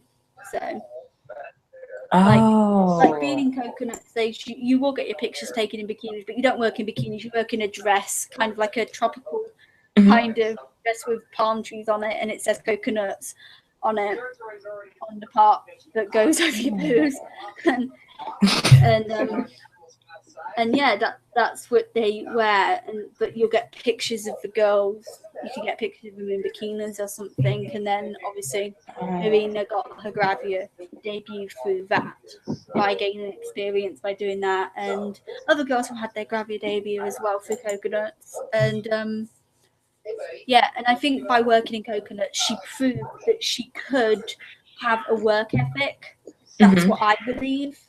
I could be totally wrong, but I think it was her basically trying to prove to the group that she could do it. And obviously now they have Hopefully Yusu, which is the little sister group of Hokago Princess. And they have 4 members now. They have Marina, they have Sasaru-chan, they have they have Irie, and they have another girl whose name I've forgotten, but she's a really cute girl. There's so many names to keep up with. It's like, why? It's like, You know, speaking of idols that they once leave and come back. If you look at it, I mean, as long as I follow idols, I see this a lot. I mean, it's only happened a few times with in the 48 side of things. Like a grand example would be she actually graduated like I think a year or 2 ago. What's her name? Oh yeah, her name is Ayaka Kikuchi, and she I'm sorry. No. I just went. Yeah, I think I've heard her name. Oh, okay. Yeah, and she was for a while, she was getting up there in popularity, but she then got involved with a scandal, but it was like a scandal for something similar to what Sashi had, like the past of high school kind of Yeah. followed her with her when they found a I think it was like a photo taking with her old boyfriend or something prior to joining or close to when she joins AKB48, and that's what really got her to graduate. But then Yeah. it wasn't until two years later she actually auditioned again, and then she made it into Kinkusei, and she really did everything that she could to get herself back to where she needs to be, and she got back to the team she used to be in and stuff, and that's amazing to see. Another example would be her name is Erica Jo. She was Yeah. in she's in I've NB, heard and this. Yeah. She graduated, she came back. Yeah. No, I think that's a good thing. AKB48 do that a lot, and I like that they do give their idols a second chance. You don't always see that in Exactly. idols. And it's like, and as we've already said, it's the same with Hokkaido Princess. It seems like they're giving their idols a second chance. It's like, Exactly. It's like I'm really happy with the girls that are in Hokkaido Princess right now. Honestly, I think they all make it what it is. It's like it's sad that they've had so many graduations and such, and a lot of girls left because of certain reasons or because they didn't do something right, or in the case of Yamaki Risa and Riho, they were both in kind of a scandal sort of situation. Like Riho actually had a boyfriend. And they the fans found her personal Twitter account and her real name out, and they found out she had a boyfriend. And then and then with Risa, they kind like she had told management she hurt her ankle, so she couldn't perform. And then the next day, she was caught going into town with some fans. So she had lied to them as well, kind of thing. And it's like they won't be given second chances, obviously, because of what they've done. But then you get a girl like Marina who wanted a second chance, and Mayuka who wanted a second chance. But honestly, the girls that they have now, they're so amazing, and it's like they really make the group. It's kind of like Saho, Mishishika Saho was a university student as well as an idol, and she's 24. She's 24 now. She recently celebrated her birthday, so like she's a bit older. She's an older idol, and she successfully graduated university. And oh my god, it's so amazing! It's just like it is. And it's like the thing is, Sakuragi Nene was also a university student when she was in Hokkaido Princess, but she couldn't balance it. Yeah. And then you get someone like Saho, and then you also get someone like Momoko Suganaga. They both balance university and being idols. Exactly. Yes, Momoko's is a little bit tougher. Same with Irie. Irie was the university student as well, I believe. Yes, she is. But I'm so glad Saho was able to finish it. And then, but all these girls are amazing, and they make me really happy, especially Saori. Saori may not be my top member now, but she is so energetic and so amazing in performances. You just see her perform and you realize she's really in love with it. You know she's always wanted to be an idol, and she's an older idol as well. Whether you believe it or not, she's in her mid-20s, I believe. Same with Nana. Nana's 25, and oh my god, she's an excellent idol. She's done it for so long, and she once thought about graduating Hopi, and I'm so glad she hasn't because she's a perfect leader. And then you've got Micah, and Micah was an idol before she became an idol. I think she started when she was 12. Micah used to be under Stardust before Stardust became known for their acts. This was before Momoyo Clover Z and wait, what's her name again?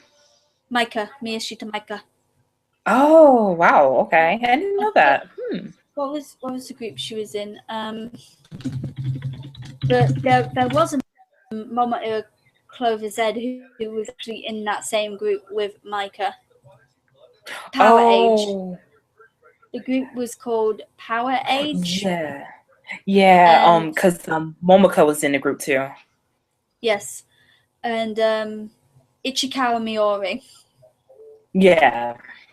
As well, and I think a Nogisaka 46 member was in Stardust too. I think in that same unit. Probably. There's a lot who were probably idols then and who've come back now. But it went on from 2005 to 2009, and then in about 2011 she stopped her activities as an idol because she was still under Stardust for a while. But then Micah came back and she became a Hokkaido Princess member, which is super nice. I'm so happy she did because she's such a talented member, and I think it did bring them to a little bit more recognition because of her powerful vocals. It's like I don't think she's the best singer. Personally, Mayuka's my favorite singer in Hokkaido Princess. I think she's got the best vocals. She's got the most diverse vocals. Mayuka can go from very cutesy high to quite low sometimes. She has like that perfect balance. And that is what's needed in idol groups. Very essential. Exactly. And then Miran. I'm really happy Miran found Hokkaido Princess because I think Miran wanted to be an idol for a long time because she was in a group called 8 Teens. And that was a group of eight teenagers, I think. And then she also obviously she was also in Akihabara Backstage Pass. But she graduated to go to Hokkaido Princess. So Miran's probably had the most experience for groups of them all. And I think she's really wanted to be an idol for a long time, and that's probably why she stayed with Hokkaido Princess because it's most stable. Because with Akihabara Backstage Pass, it's all about the look of the draw, really. You've got to be a favourite in order to get to the top and be a main member. Exactly. And I think Miran probably realised that at the end and then thought, yeah, I'm going to leave and find another group. And she got into Hokkaido Princess, and I'm really happy because she seems to really adore it, and she loves Ayase Miho. Like, her and Miho Tan are just like that. And Miho Tan's 24, okay? Like, I still can't believe she is. I know! It's like really weird because you don't. I always thought Miho Tan was like 17, 18. But then I found out she was 24, and I was just like, excuse me? How is this cutie pie older than me? But it is nice. It is nice to find idols who are older than me because you don't get that now. Like, if you're an older idol fan like we are, you don't get an idol who's close to our age now. Like, Miran's really 20. Miran's 20, so she's legal for drinking in Japan. Actually, I think most of them are, except Himari, right now in Hokkaido Princess. Because Himari is 19, I believe. No, she's 18. Yeah. Oh, she's 18. Oh. She'll be 19 in June. She'll be 19 in June, so. Because I think Micah's 20. Himari is 19 this June, but Micah is, I think, 21. I'm trying to look, but my internet's like being a really big butthead and being slow. Yeah, Micah's 21 and she'll be 22. Oh my gosh. Yeah, she's my sister's like age. How old's Darwin? Aging. Oh my god. I know. Mayuka's 22 because she's my age. So yeah. Yay. My candy. It's like a thumbs up. Yes. So. But no. Wow. That's so, what I like. That's what I like about Hokkaido Princess is that, you know, it's not like a lot of young members. It's like members you can kind of relate to because they're our age range. So yeah. See, I think again the youngest member is Himari, and they're generally all girls of legal age. I think. Like, okay, from Hokuyusu, Marina's 19. Irie is 19. She'll be 20 this year. Sasara is personally becoming my favourite member. I just look at her pictures and I think I'm in love with your forehead. I like it. You have forehead fetish. That's what it is. She's 22. Sasara's 22. She turned 22 this January. And the other girl's called Akane.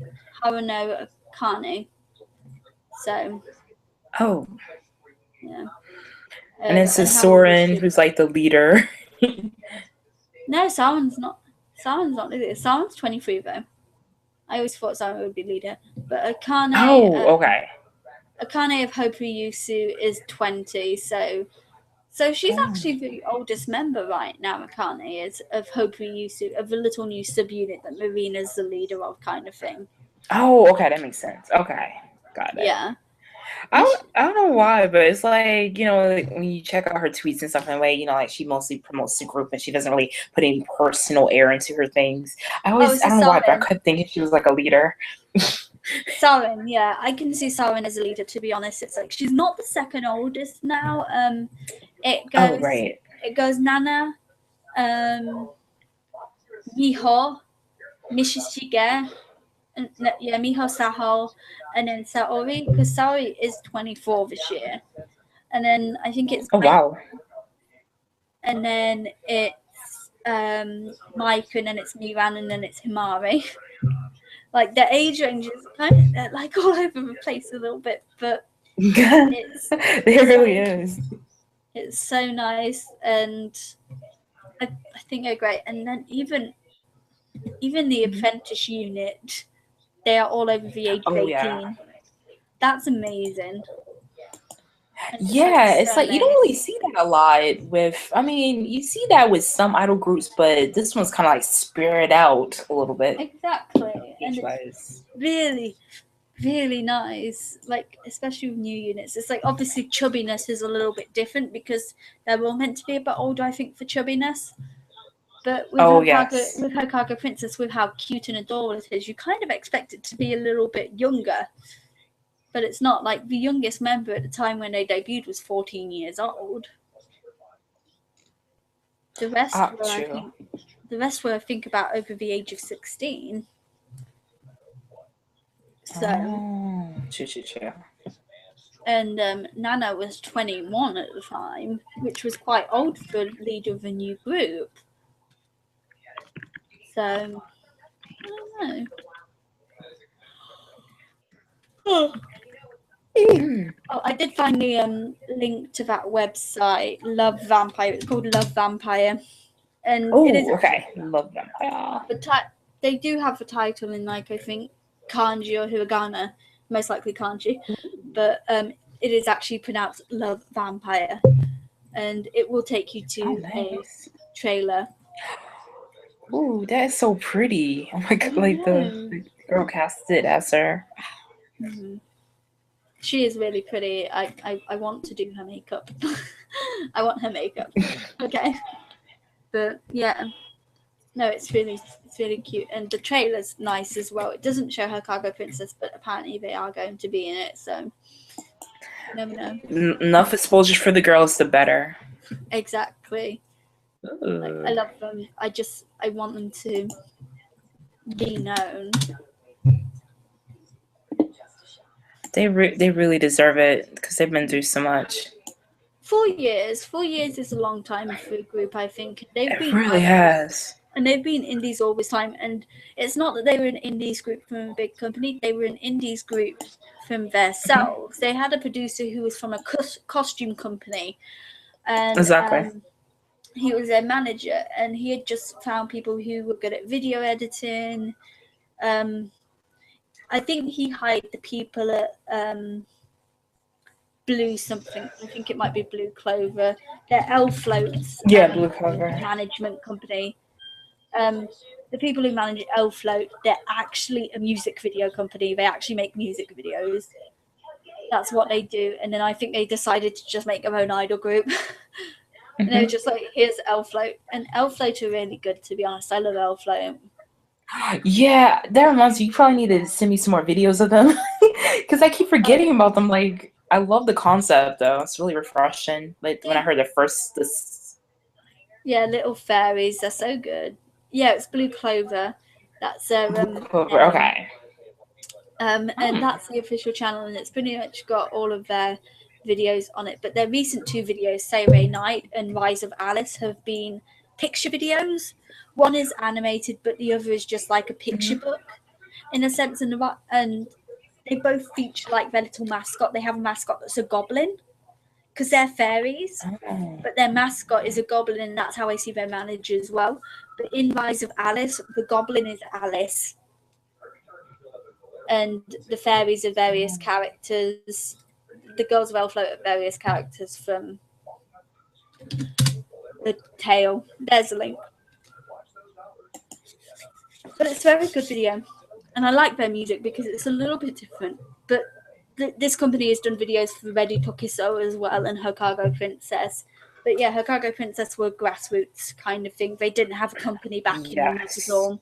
They were just basically a group with people who just taught them choreography. And from their first song, from their first PV, you would think they taught the choreography themselves. It's that bad, but yeah, they taught them choreography. They did the music. They did everything. But the guy they use now, he's used in a lot of their songs. He's very good. I like him. He's because he's from a rock band, and you can kind of hear it in some of their songs, especially Atsu and Natsui. Like when it opens with that guitar track, you think, "Oh, this isn't Hokago Princess. This is a bit rocky," but it's very heavy now. I have to say though, like what I like, I guess, like all the idols you kind of introduced me to, like Hori Pri and Elfloat. Oh my god, I need more Elfloat because I need their songs on my iPod. And then the other groups you introduced me to, like especially Kiss B being the newest one. It says everything that you showed me is so refreshing, and you don't really see that a lot. It's like we're always exposed to like Hello Project and then 48. See, a lot of people do compare Hopri with AKB48, and I can see why to a degree. The sound can be a little bit similar. However, with Hopri's sound, there's a lot more guitar riffs. The people who do it produce it with actual instruments. They don't produce it with synthesizers or anything like Hello Project do kind of thing. There's actual instruments used in the process because it's from a guy who is in a band, so he knows how to make music. Exactly. And then plus started out like auditioning girls to be backup singers or something too for the band. But I love it. I love Hopri, and it's like I think what's good about having all these different groups is that they're different. They're not the same product. It's like with a group like Hokago Princess, it's different because they've got softer voices. And then now they've obviously progressed. They've got Maika, they've got Mayuka, they've got Nana, and now they've got Sarin and Miran as the dancers of the group. If you watch Matsuno Yono Yume, obviously they get their little dance play. Yeah. And really you notice that they're the strongest dancers, especially Sarin. Like, oh my god, Sarin can kick her legs so high. Elfloat have a very distinct sound, I think. I really like their sound. Doll Elements have their own sound as well, but it's very nice sound. It's a very cute sound. You're always going to hear this little chip in the background somewhere, I think. Exactly. And I like the group's concept too, because they're portrayed as dolls. And like and that's another group that I need more songs of too, because like I love their concept. One of the girls actually looks like Makami Oshii from AKB48, Haruka Shida. What's her name? I think she goes by who is it? Rikapan? Oh. Yeah, Runapan, yeah. Runa. Yeah, she looks like her there. She looks like her though. Looks a bit like Hajiwara Mai. Like, yes too? I had someone comment on, I think, one of my posts and be just like, I don't like Runa because she looks like Hajiwara Mai. I'm just like, oh, but Runa is so cute. Like she looks like she's got a bit of a resting bitch face, but I love her. But yeah, no, I adore all of Doll Elements. I think they're all great, and I'm so glad I bought their single. I might buy the next single because I do like it. I listened to it first and I was like, oh, this is okay. This is quite nice. I listened to it second time, I was like, yes, I like this. But I'm just looking at my CD now, and it's a Doll Elements one with his face in me, and I'm just like, I love you. Yeah, because all the girls are so like lovable, and you want to like hug them so much. Oh, it's so cute. But it is nice to break out of Hello Project and AKB48 because I think because they are two popular sounds to the Western crowd, you kind of get it's the same with Johnny's Entertainment. You kind of get stuck in it, and you kind of can't break out of it sometimes. And it's like, for me, I seem to have always found it easy to break out. Yes, I was stuck in a Hello Project for a long time, but I still like Right. like Bumpy. Like, I loved Bumpy. Oh, love and Bumpy. I miss it so much. And I like oh my gosh. Yes. and then it's like, eventually when I broke out more, I found other groups, and I found soloists, and I found Eleanor, Exactly. and I'm still very sad she's not around. Exactly. It's really hard though, because like once she announced her hiatus, I'm like, or indefinite hiatus, I'm like, I can understand, because she's been in the music scene for so long. But I do hope that she'll resurface again and probably get back into what she's been doing before. I mean, it would be really nice to see her again. I honestly think she just wanted to release an album, and I think that was her dream, and I think she hit that, so she was just like, yeah, pretty done. Goodbye. That's true. That's true.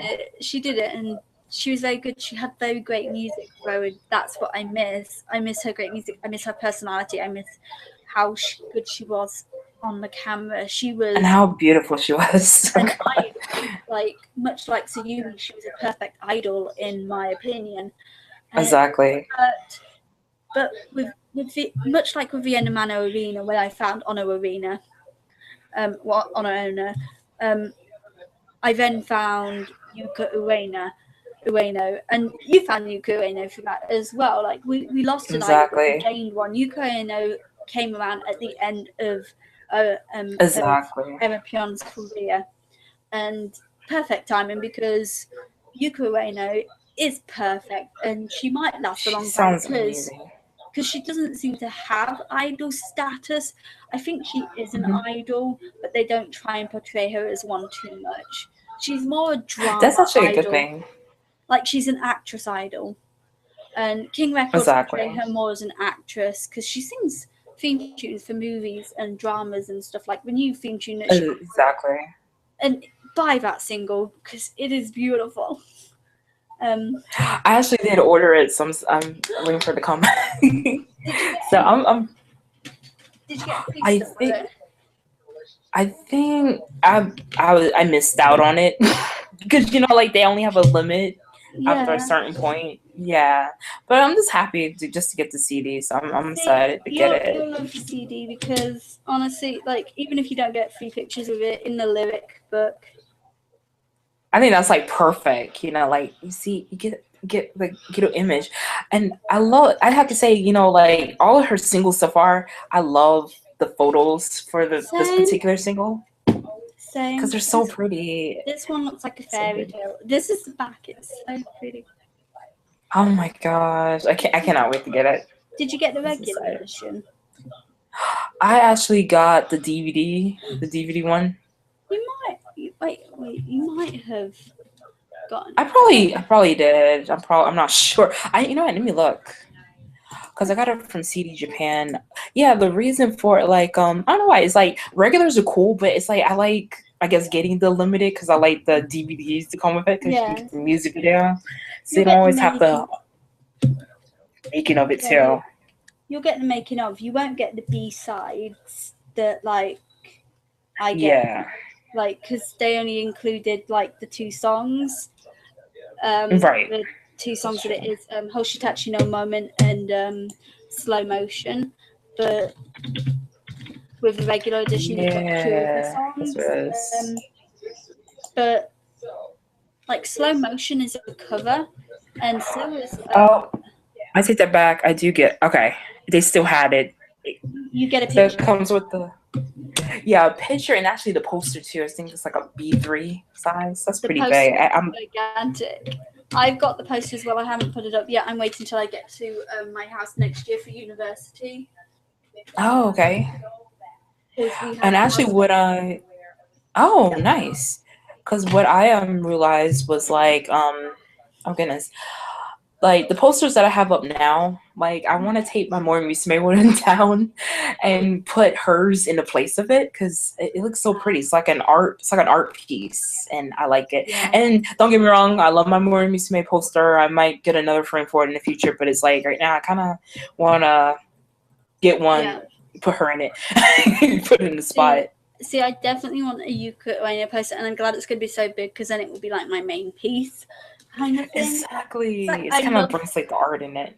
I love all my Modern Musume pictures, but I have a lot of them, and they're small, and it's nice. But it's like They the same are. with it's like I want to take my Juliet poster with me as well, and my Juliet poster is gigantic.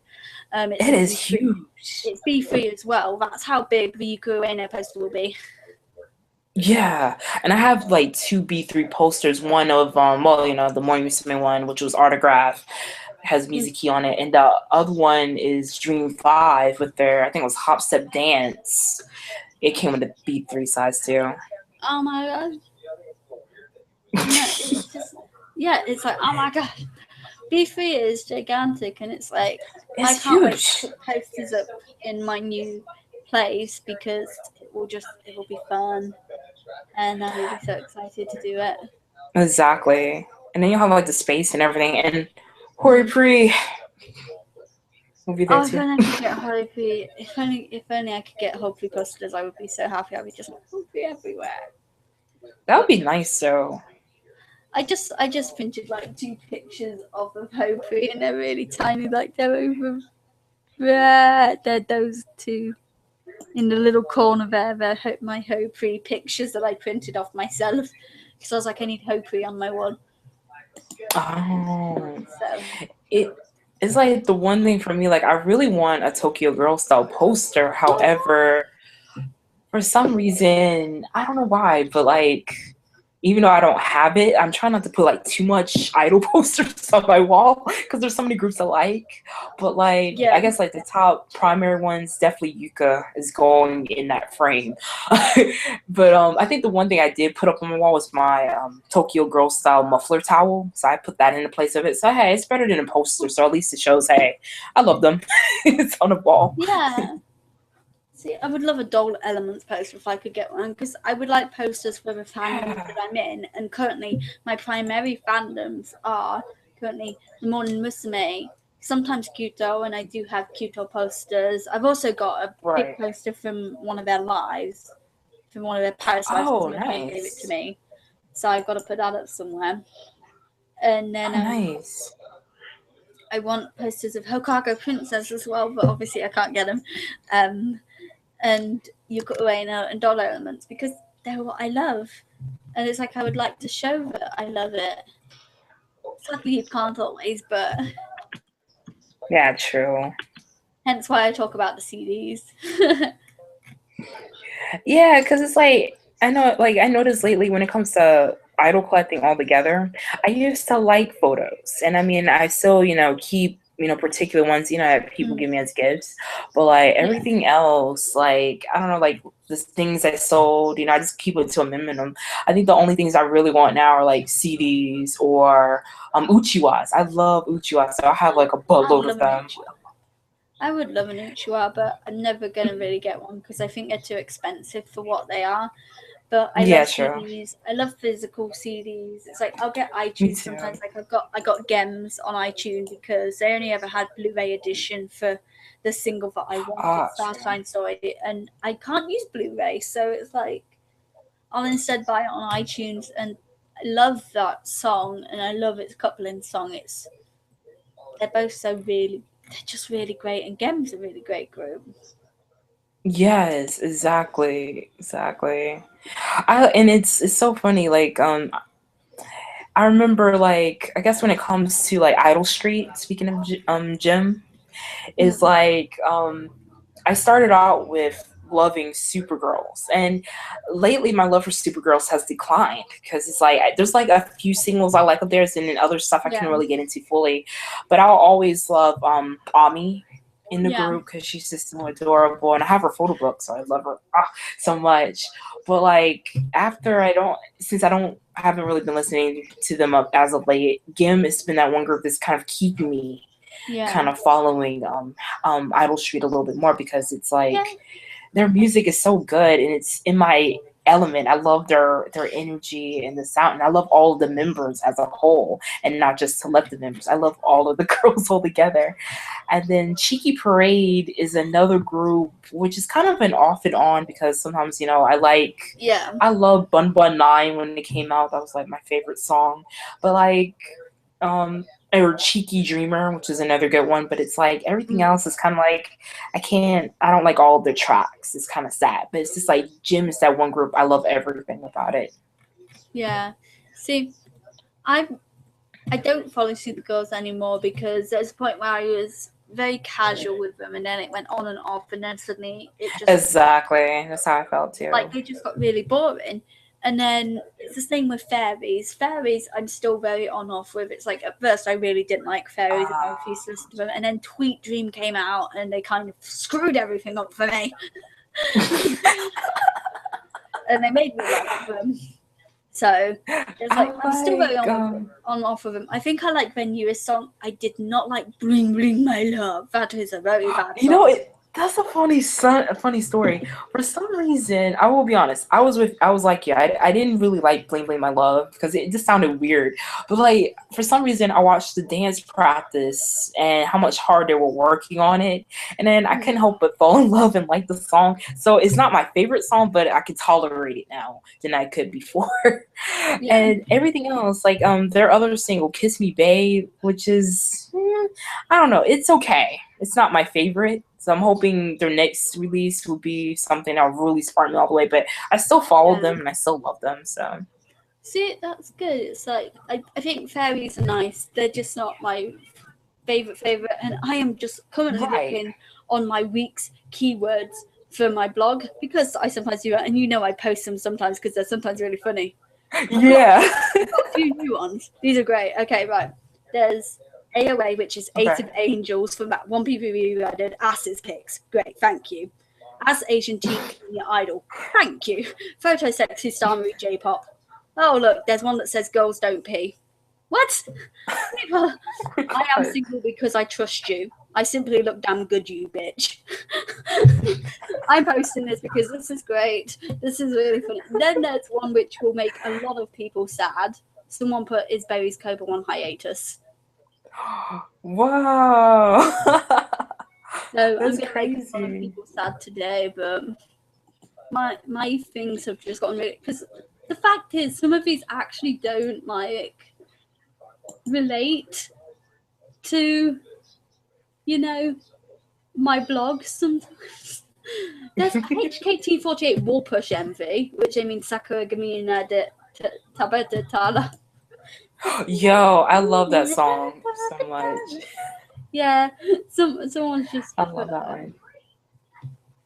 You know, that's another thing about some of the sister groups of 48. Like, so far, like the only group that I really, really, really love solidly is SKE, which is my main one. But I can't help but love HKT because the lollies, they're adorable. Can't help but love them. But NMB is like an off and on because it's like I love NMB. I love especially I think my favorite song by them was Come On and Gets and Virginity, which was another good one.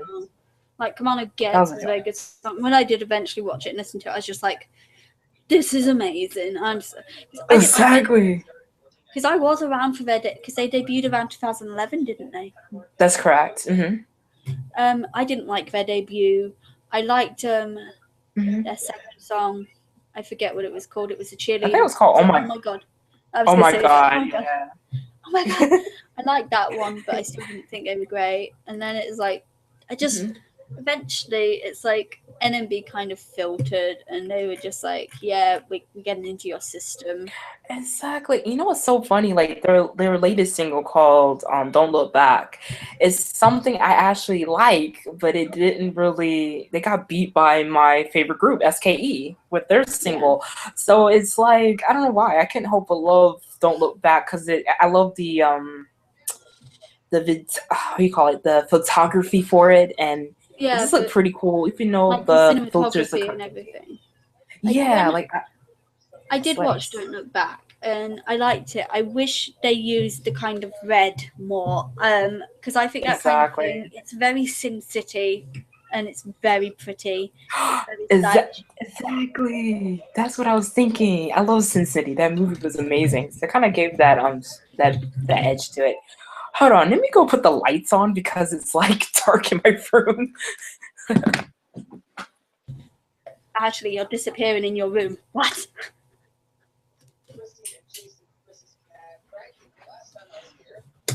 Ah.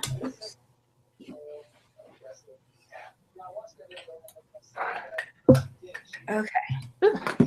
Actually, I'll disappear too. It was getting it was getting pretty dark, and I was like, oh my god, if you like put the lights on real quick. Quick, or else Ashley would disappear. Ashley, where are you? Thank you. Have you And ever I'm back. Have you ever seen Netflix series Unbreakable Kimmy Schmidt? I've heard of it, I've never seen it. Was it good? You should see it. It's really funny. There's this woman in it. She's an old lady, and like she's kind of a little like she's in a funny way. She's a little racist, a little sexist kind of thing. And there's a part where like she's talking to the main character's friend. He's a gay black guy, and he's very theatrical, and he's very drama kind of orientated. He's great, and she's talking to him, and she's basically telling him a story about how like her husband died, and he was just like. And he just says, but you shot him. And she's just like, it was the 70s. He was a black guy trying to get into my bed. And he's just like, and it was her husband. Oh my gosh. Like, and she shot him, but it's like, because she said it was from that time, and it was like, it was at night or something. She thought it was a good reason. And it's just like, she's a very funny woman. Like, and it's like that line, it's funny when it's said on the TV show. It's great. You should watch it because it's just super funny. And I have just posted like my new search keywords. But seriously, I worry about people. But whoever believes that girls don't pee, you're weird. You know, I have a feeling it's a child thing too. Yeah. The amount of time Vivian says, I gotta go pee before a call, I think it's her. It's just Chow. Just Chow, like, I gotta pee back. Exactly. I love Chow, but she is weird. She is great. No, I love looking at my weird blog status updates because it's weird, like what brings people to my blog. And it makes me think, what have I been writing? Oh no. Okay, then some people are. But I'm just looking at it again, and today's page views are basically blogspot.com, OK Must Make Time, and then one's Juice site, OK Must Make Time. So those are normal for today. Oh, that's so bad. For the month overall, it's been looking for my site, like putting the blogspot.com and then putting OK Must Make Time afterwards, and then OK Must Make Time, onehomemusmake.com, Bumpy Japanese Band, Tsubaki Factory, Hello. Oh, Maki Goto Nude, Morning Must Make Socks, OK Must Make Time, SK48 Kata Omi, Finally PV, and then AKB48 Armpits. Oh my gosh. Armpits. I know. No, like I think so I many. should. At some point, I should update on how I feel about Nogizaka 46 because I think I still get a little bit of hate for how I used to see them.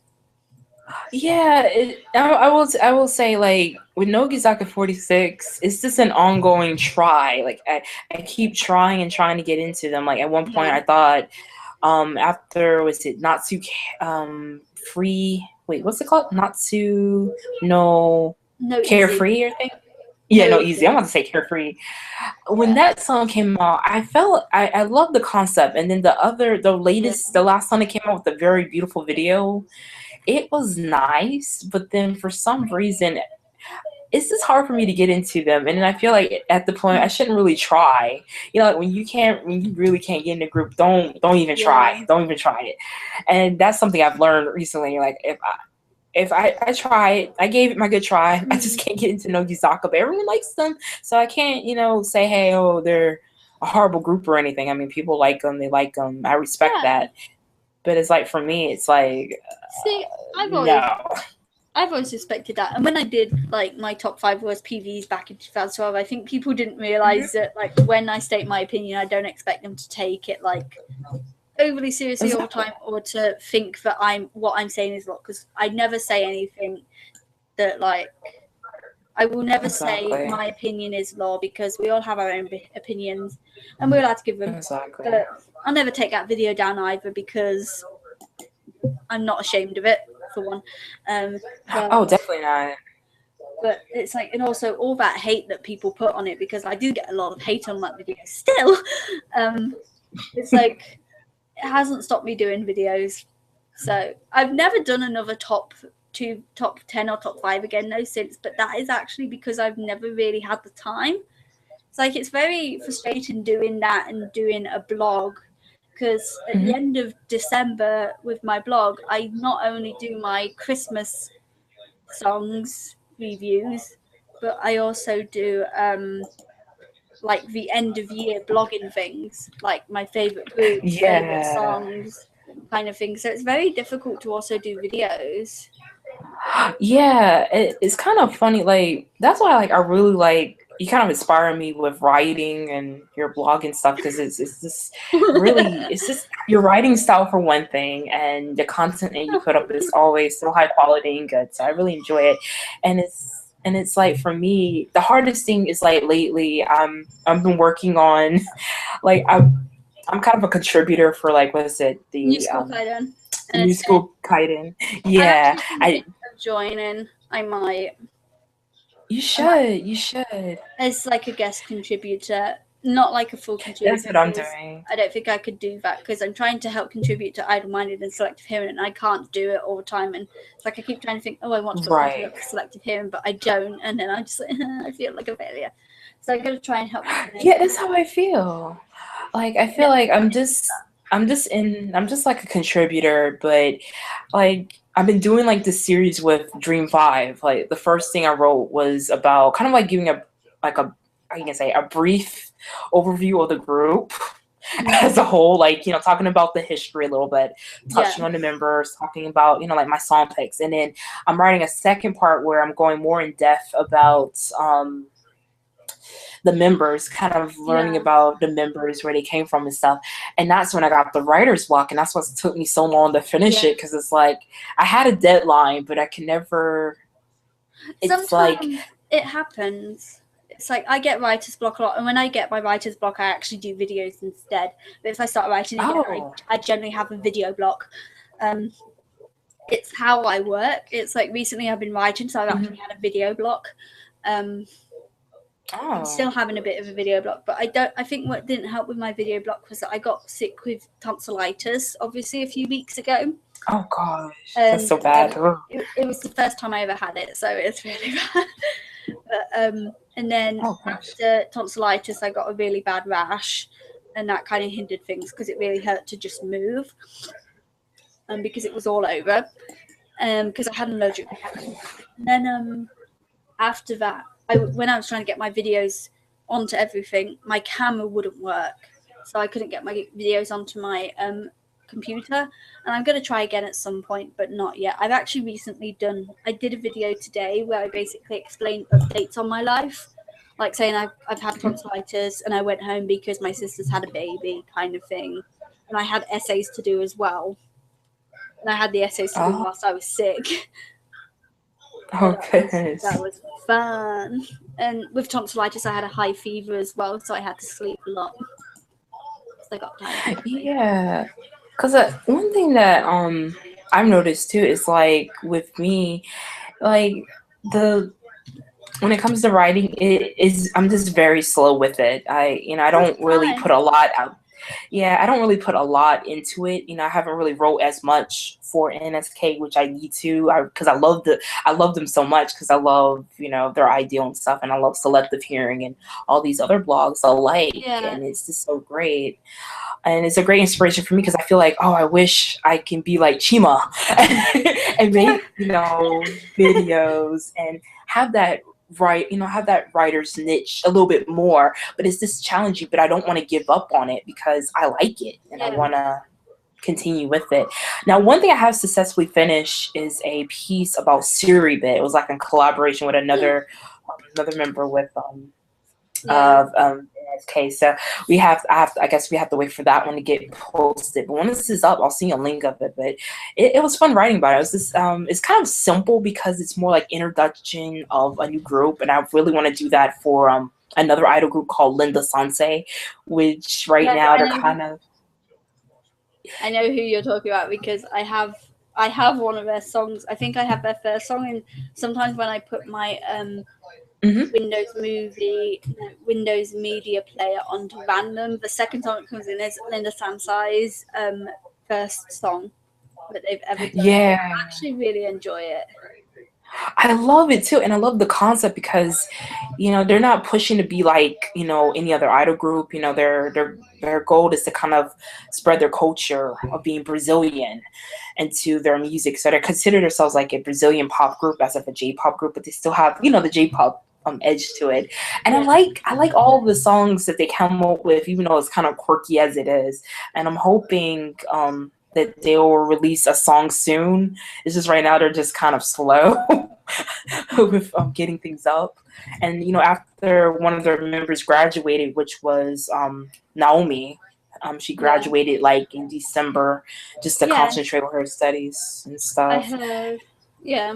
And it's just been so sad. It's kind of weird because I'm so used to seeing her, but like I'm really glad though that they have one girl. It's kind of like a trainee or a kinkuse of the group.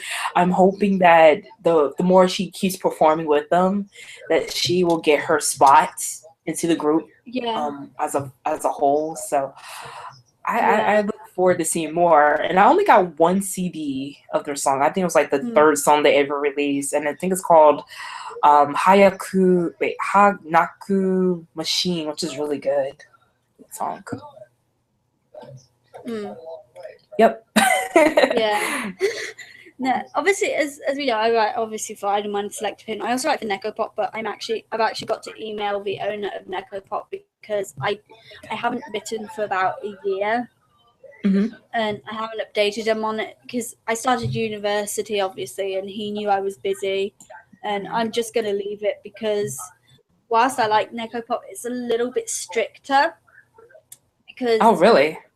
because he is a professional. He has organized like American overseas events for groups. He organized for Berry's Kobo to be in America at one point. Like Oh, he's a that's professional. amazing. Right. So, yeah. And and the best thing is, is I feel like, everyone has their limits. And so it's pretty much, with you, you're already doing other projects as it is. And on top of that, you're a full-time university student, and it is a lot to take on. And I think it is a smart decision to say, hey, it's a great opportunity, but I don't think I can pursue it. And it kind of leaves the door open for maybe someone else that can step in and, that may not have a lot on their plate right now to kind of take over. And I don't know, it's just we all have our limits, and we all know, hey, what would be a good direction for us, and what wouldn't be a good direction. See, with me leaving Necopop, I hope that it'll be like a good reason for me to go over to NSK if I decide to. I think NSK would probably be a little bit more my thing because it's not as professional. Necopop was good for the fact that it helped me learn how to review my writing because I'm not very good at looking over my writing, and actually recently, thanks to university as well, I have actually looked over my writing. I keep reading it back, which is a good thing because typically I don't do that. It's not what I do. I never like doing it. And now it's become second nature. And also I reference my stuff a little bit more. If you've noticed, I put a lot more links in my stuff, it seems. Yeah, I noticed that. That's just me referencing to be on the safe side. But, that's really good to do, though. Like with the eye candy posts, mostly like Mamitan and Marina, I did my referencing because I needed to. It's me just citing what is existing and where I got it from because it's it's like I know not all blogs do it, but that's my university kicking in there, and I think it's helping me a little bit. It's helping me a little bit more in terms of reading over my writing and looking for mistakes. I won't always get everything perfect, but yeah. Yeah, you'll get there. I mean, it's more like practice, and the more that you initiate it into your writings, then soon enough you will get better, and just be like you said, it'll be a second nature thing. That's what I hope to accomplish with my writing, is that I have gotten better with my writing. However, um, coming from like having like a learning disability, and and being dyslexic and Yeah, stuff, it has it's been always been like, yeah, it gets really difficult, and then it gets really discouraging because I always am so envious to people who have really strong writing background, but for me, I'm like, I shouldn't be envious. I can use no, that envy. It's more as an encouragement for me mm, to continue, and that's yeah, why I'm pushing myself to write and yeah. get to where You I will want to get be. So better. It's like it doesn't matter if you're dyslexic or not. I believe like if you want to write, you write. If you want to read, you read. exactly, It doesn't just because you have something that limits you in a way with that sort of thing with spelling or thinking of words or thinking of constructing sentences, grammar, etc. It does not mean you're bad at writing. I knew a guy when I lived back where I did during my last few years of what would be high school, and he was severely dyslexic. He could barely write, but he had ideas for stories and he wrote them down and he got me to read them. And he was a very good story writer. He just didn't know where to put his full stops or his commas, and he didn't know how to spell, but it didn't matter to him. He had a story and he wanted to write it and he wrote it. And it's like it takes time. And it's like even for me, it's like people ask me how I've had people ask me how long does it take you to write a blog post, because we don't always get asked that question. you It's really don't. it's a question because if you're interested in blogging, you want to know. And for my pick spams, it can take 4 to 5 hours. If I have Annie around, Exactly, it can take 10 hours because there's a that's little true. girl who wants my attention, and so it takes time to do for pictures. And if you're doing a very big pick spam, like I usually have 60 to 80 photos, that can take about 1 to 1.5 hours, 2 hours sometimes. And then you've got to write everything. And I write the introduction and I write the review and I write the captions, and it's very difficult. And then you've got to read it back over if you do, and Exactly. any links in there, etc. Think of a title. And with a song review, it's a little easier because it's just writing, it's not really pictures, so it's quite nice. That's true. That's true.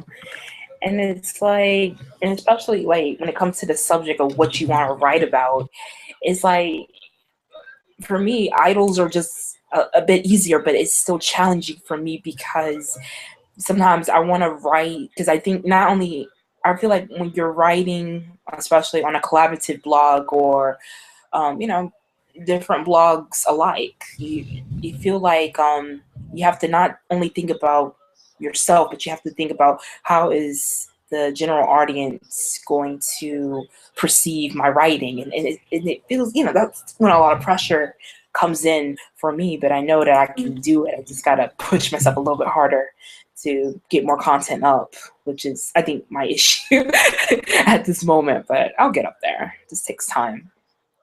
You just need to do it little bits at a time. I've always been the sort of person who writes in extreme manners. That's how I've always been. Not everyone's like that. Some people do it in small chunks. I'm just like, Right. oh, this all looks good. About 5 million words. Not everyone can do that. But I'm good at writing Exactly. nonsense. I'm like my friend. I don't know if you know her. She's called Mitchie. She goes by Jan Michelle Dumlau. Yeah. Mitchie Yeah, I is a know her. writer as well, but she's a professional writer. She's been taught how to write very professionally, and we talk about our writing. And we have our friend Ryan as well, and he's basically told Mitchie before, and he's told me as well. He says, comparing us two together, Mitchie's writing is very professional, but it's very cold because it's not got her personality in it. It's not got her feelings. My writing is very warm in comparison because it's got my personality. However, it can get a bit stupid. That's how I am. As Mitchie put it, she said, "You're the girl next door in writing, and I'm the businesswoman." And I understand that. And she wishes she could write like me. However, I wish I could write to a professional standard. I think I'll get there one day. However, I'm the sort of person who knows how to distinguish myself between essay writer and professional writer. Well, not professional writer because I've never done it, but I know how to distinguish myself between professional writer and chima. I can do both. I'm quite lucky in that aspect. Not everyone can. It just takes time, though. I think, like, like, it definitely does take a lot of time to kind of develop your own, niche or your writing style. And it definitely took you a long time to develop your own. And, like you said, you're going to university for it, and it's something that you're, you are going to university for it, or is it more of the film side of things you're going? I'm doing film and writing. It's like I want to learn writing, but as I've done this year, I've realised I do want to work more towards a film career, but I still want to be a writer. Whether I'm a writer, I write fairy tale books or stories or something like that, I don't know. I would like to do that, but I would also like to be a writer for a magazine. But I want to be a film critic, and a film critic can be in written word or in voice. And I would like to do both. Exactly. Personally, I would like, if I could be a YouTube critic, I would, but I don't watch enough films yet to do it. So. Exactly. So. Yeah. It just really does take a lot of time to get it up there, but it's so good.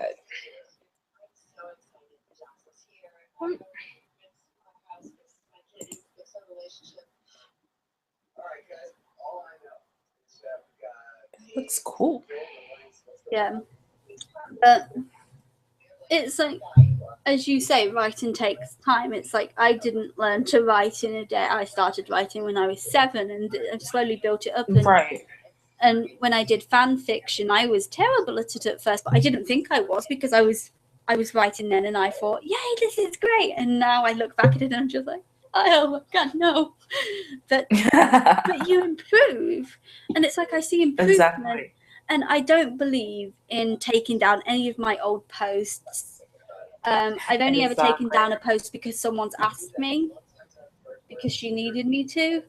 And I just don't believe in taking down posts because they show how you were and they show your progress. It's kind of like, I have a Reho post, which I don't like anymore, but I'm not taking it down ever because that's how I was then. And my opinion has changed since then. And I want to show that it's there because that's how I used to be. And like now I'm different. Exactly. Because I feel like when you hear some people, like especially like the popular YouTubers, when they're like, oh, well, I took down this video because I don't see no need for it.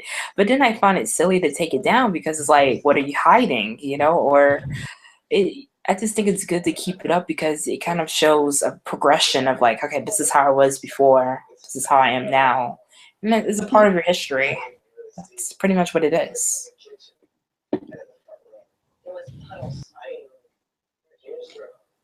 And without it, it's kind of like wonk wonk.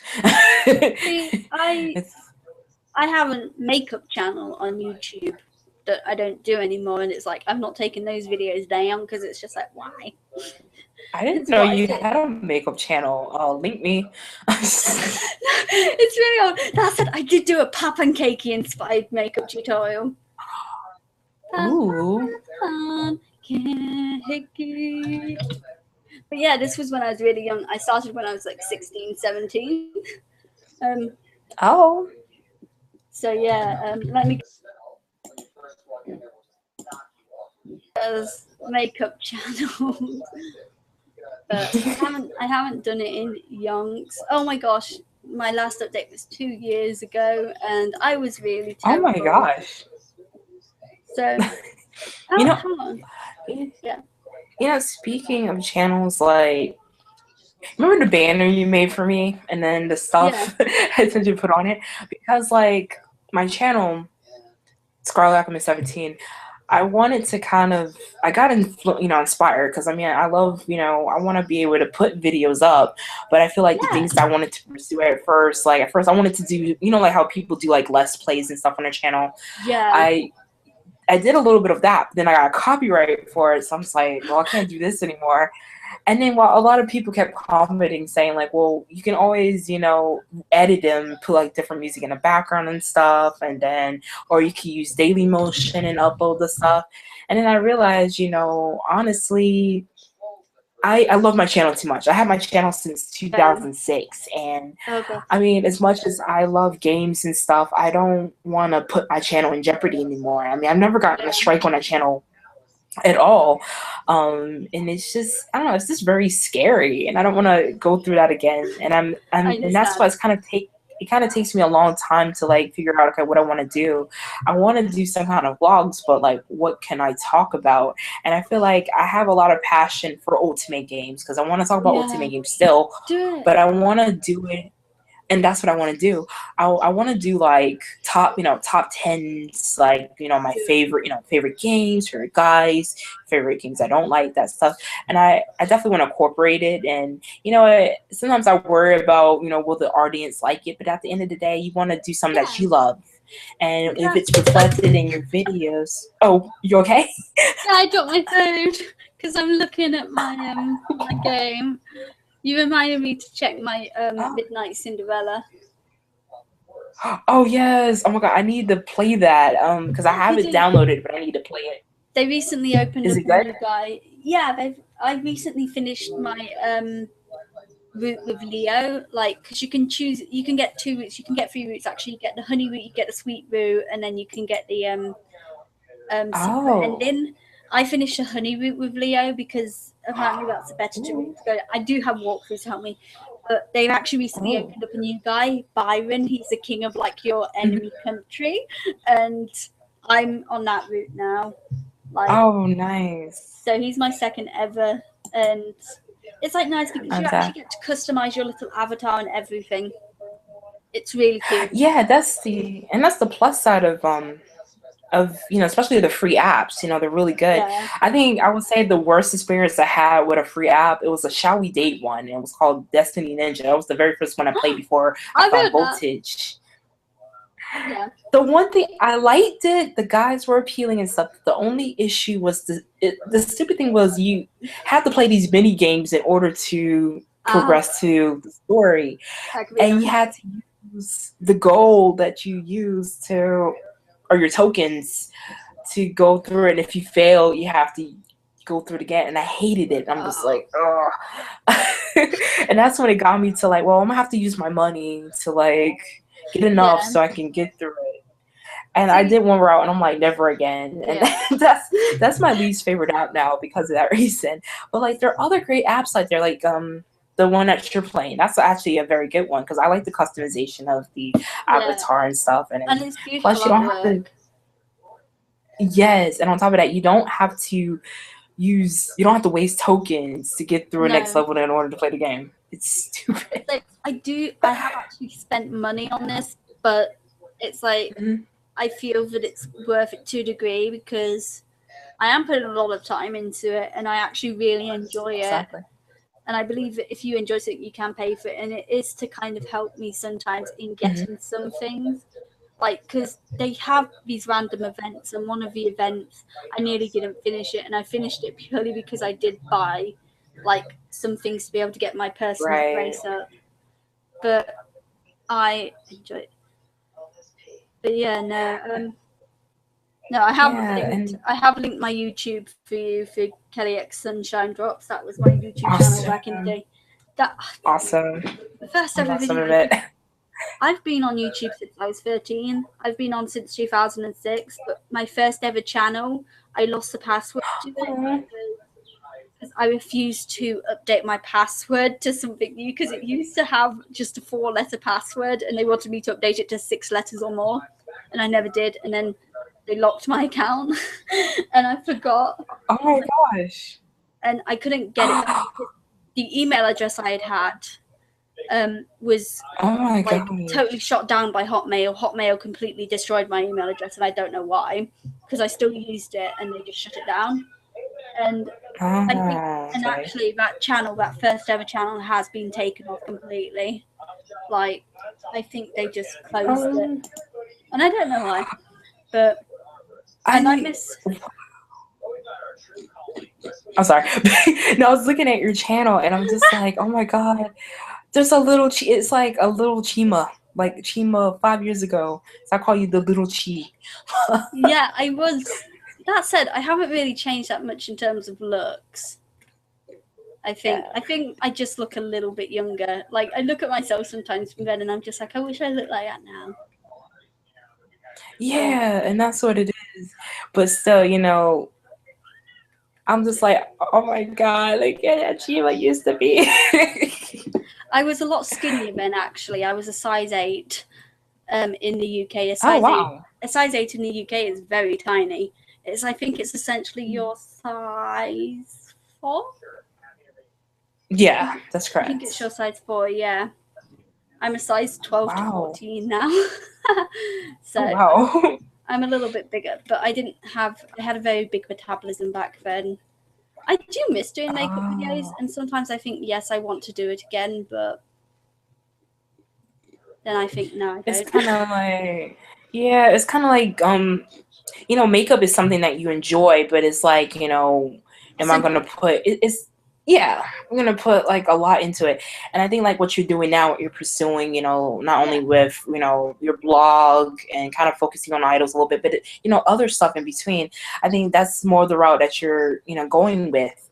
And I feel like, hey, makeup is something that you're still always gonna love, but it's just not something that you want to invest putting videos into right now. Maybe once in a while, but it's not like high priority right now.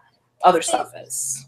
See, no matter what, with YouTube, it has always been for fun with me. It's the same with this. I know I'm never ever going to make a profit off of what I do now because of the copyright infringement involved. I can't monetize my videos at all. If I wanted to monetize my videos, it would have to be my vlogs, and my vlogs don't get enough views to be able to earn revenue. Regardless, I always knew with makeup videos I would never get anything because I'd never be pretty enough for people or relatable enough for people. Like, people like me, but people just didn't really either care about me. But it's like, it took me a long time to build up how many subscribers I did back then. And I had about 500 when I left. And now it's like, it's not taken me that long to build up that many subscribers since doing this. And it's like, I feel more successful doing this than I did with my makeup. I love doing my makeup, but again, I knew it was never going to go anywhere, and I didn't really care either. I always feel that YouTube is meant to be for fun, not for business. Too many people take it seriously now. They really do. It's kind of like with blogging. If I wanted to get successful in blogging, I'd have to make a makeup or lifestyle blog. And again, I don't think that people would think I'm pretty enough, or like, I don't think I'm ugly. I think I'm a good looking person, but other people would beg to differ. It's like, I know they would, but I don't really care. It's like, I do this for fun. I like it. I enjoy it. It's how it's how I am with YouTube. YouTube is a fun thing to do for me, and I've had fun with it since I was 13. And next January, it will be my 10-year anniversary since being on YouTube. Wow, that's a long time.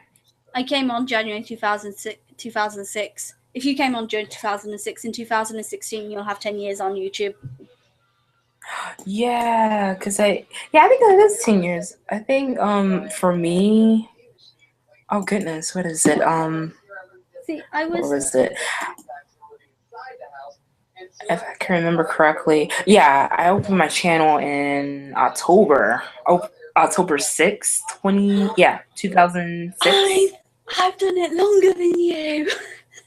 And I was younger. Yes. I was way younger. Senpai. Thing is, very young. When I was 13, I opened up my first fan fiction account. So, so I'll have been doing that 10 years in 2016 as well, which is weird to think about but I've been writing since I was 7, so like I've been doing that since 10. I've been doing that way over 10 years. At 10, been doing it 15 years. I've been writing for 15 years for the hell of it. Oh wow. That's hectic. I'm happy though. Writing's always made me happy. It's always been good. It helped me through a lot of things. Mhm. Like we had to write for one of my essays. We essentially had to write a piece. It could be a fictional piece. It could be a piece about another person, or it could be about ourselves. So we could write an autobiography. And I wrote an autobiography in the end about writing. I was writing about writing because I'm a clever duck. And essentially, my piece was all about like how writing has helped me in certain. Like when I was little, I went through depression. Ah. About the time I was 13, 14-ish, because my uncle died and my mum got sad, and I fed off of her sadness. And the way that stopped me from like self-harming was to write. Oh yes. I put all of my pain into writing, and it's like not everyone has the strength to steer clear from that sort of thing. I found because my friends were also depressed at the same time as me, and they all self-harmed. I was the only one who didn't, and it was quite sad.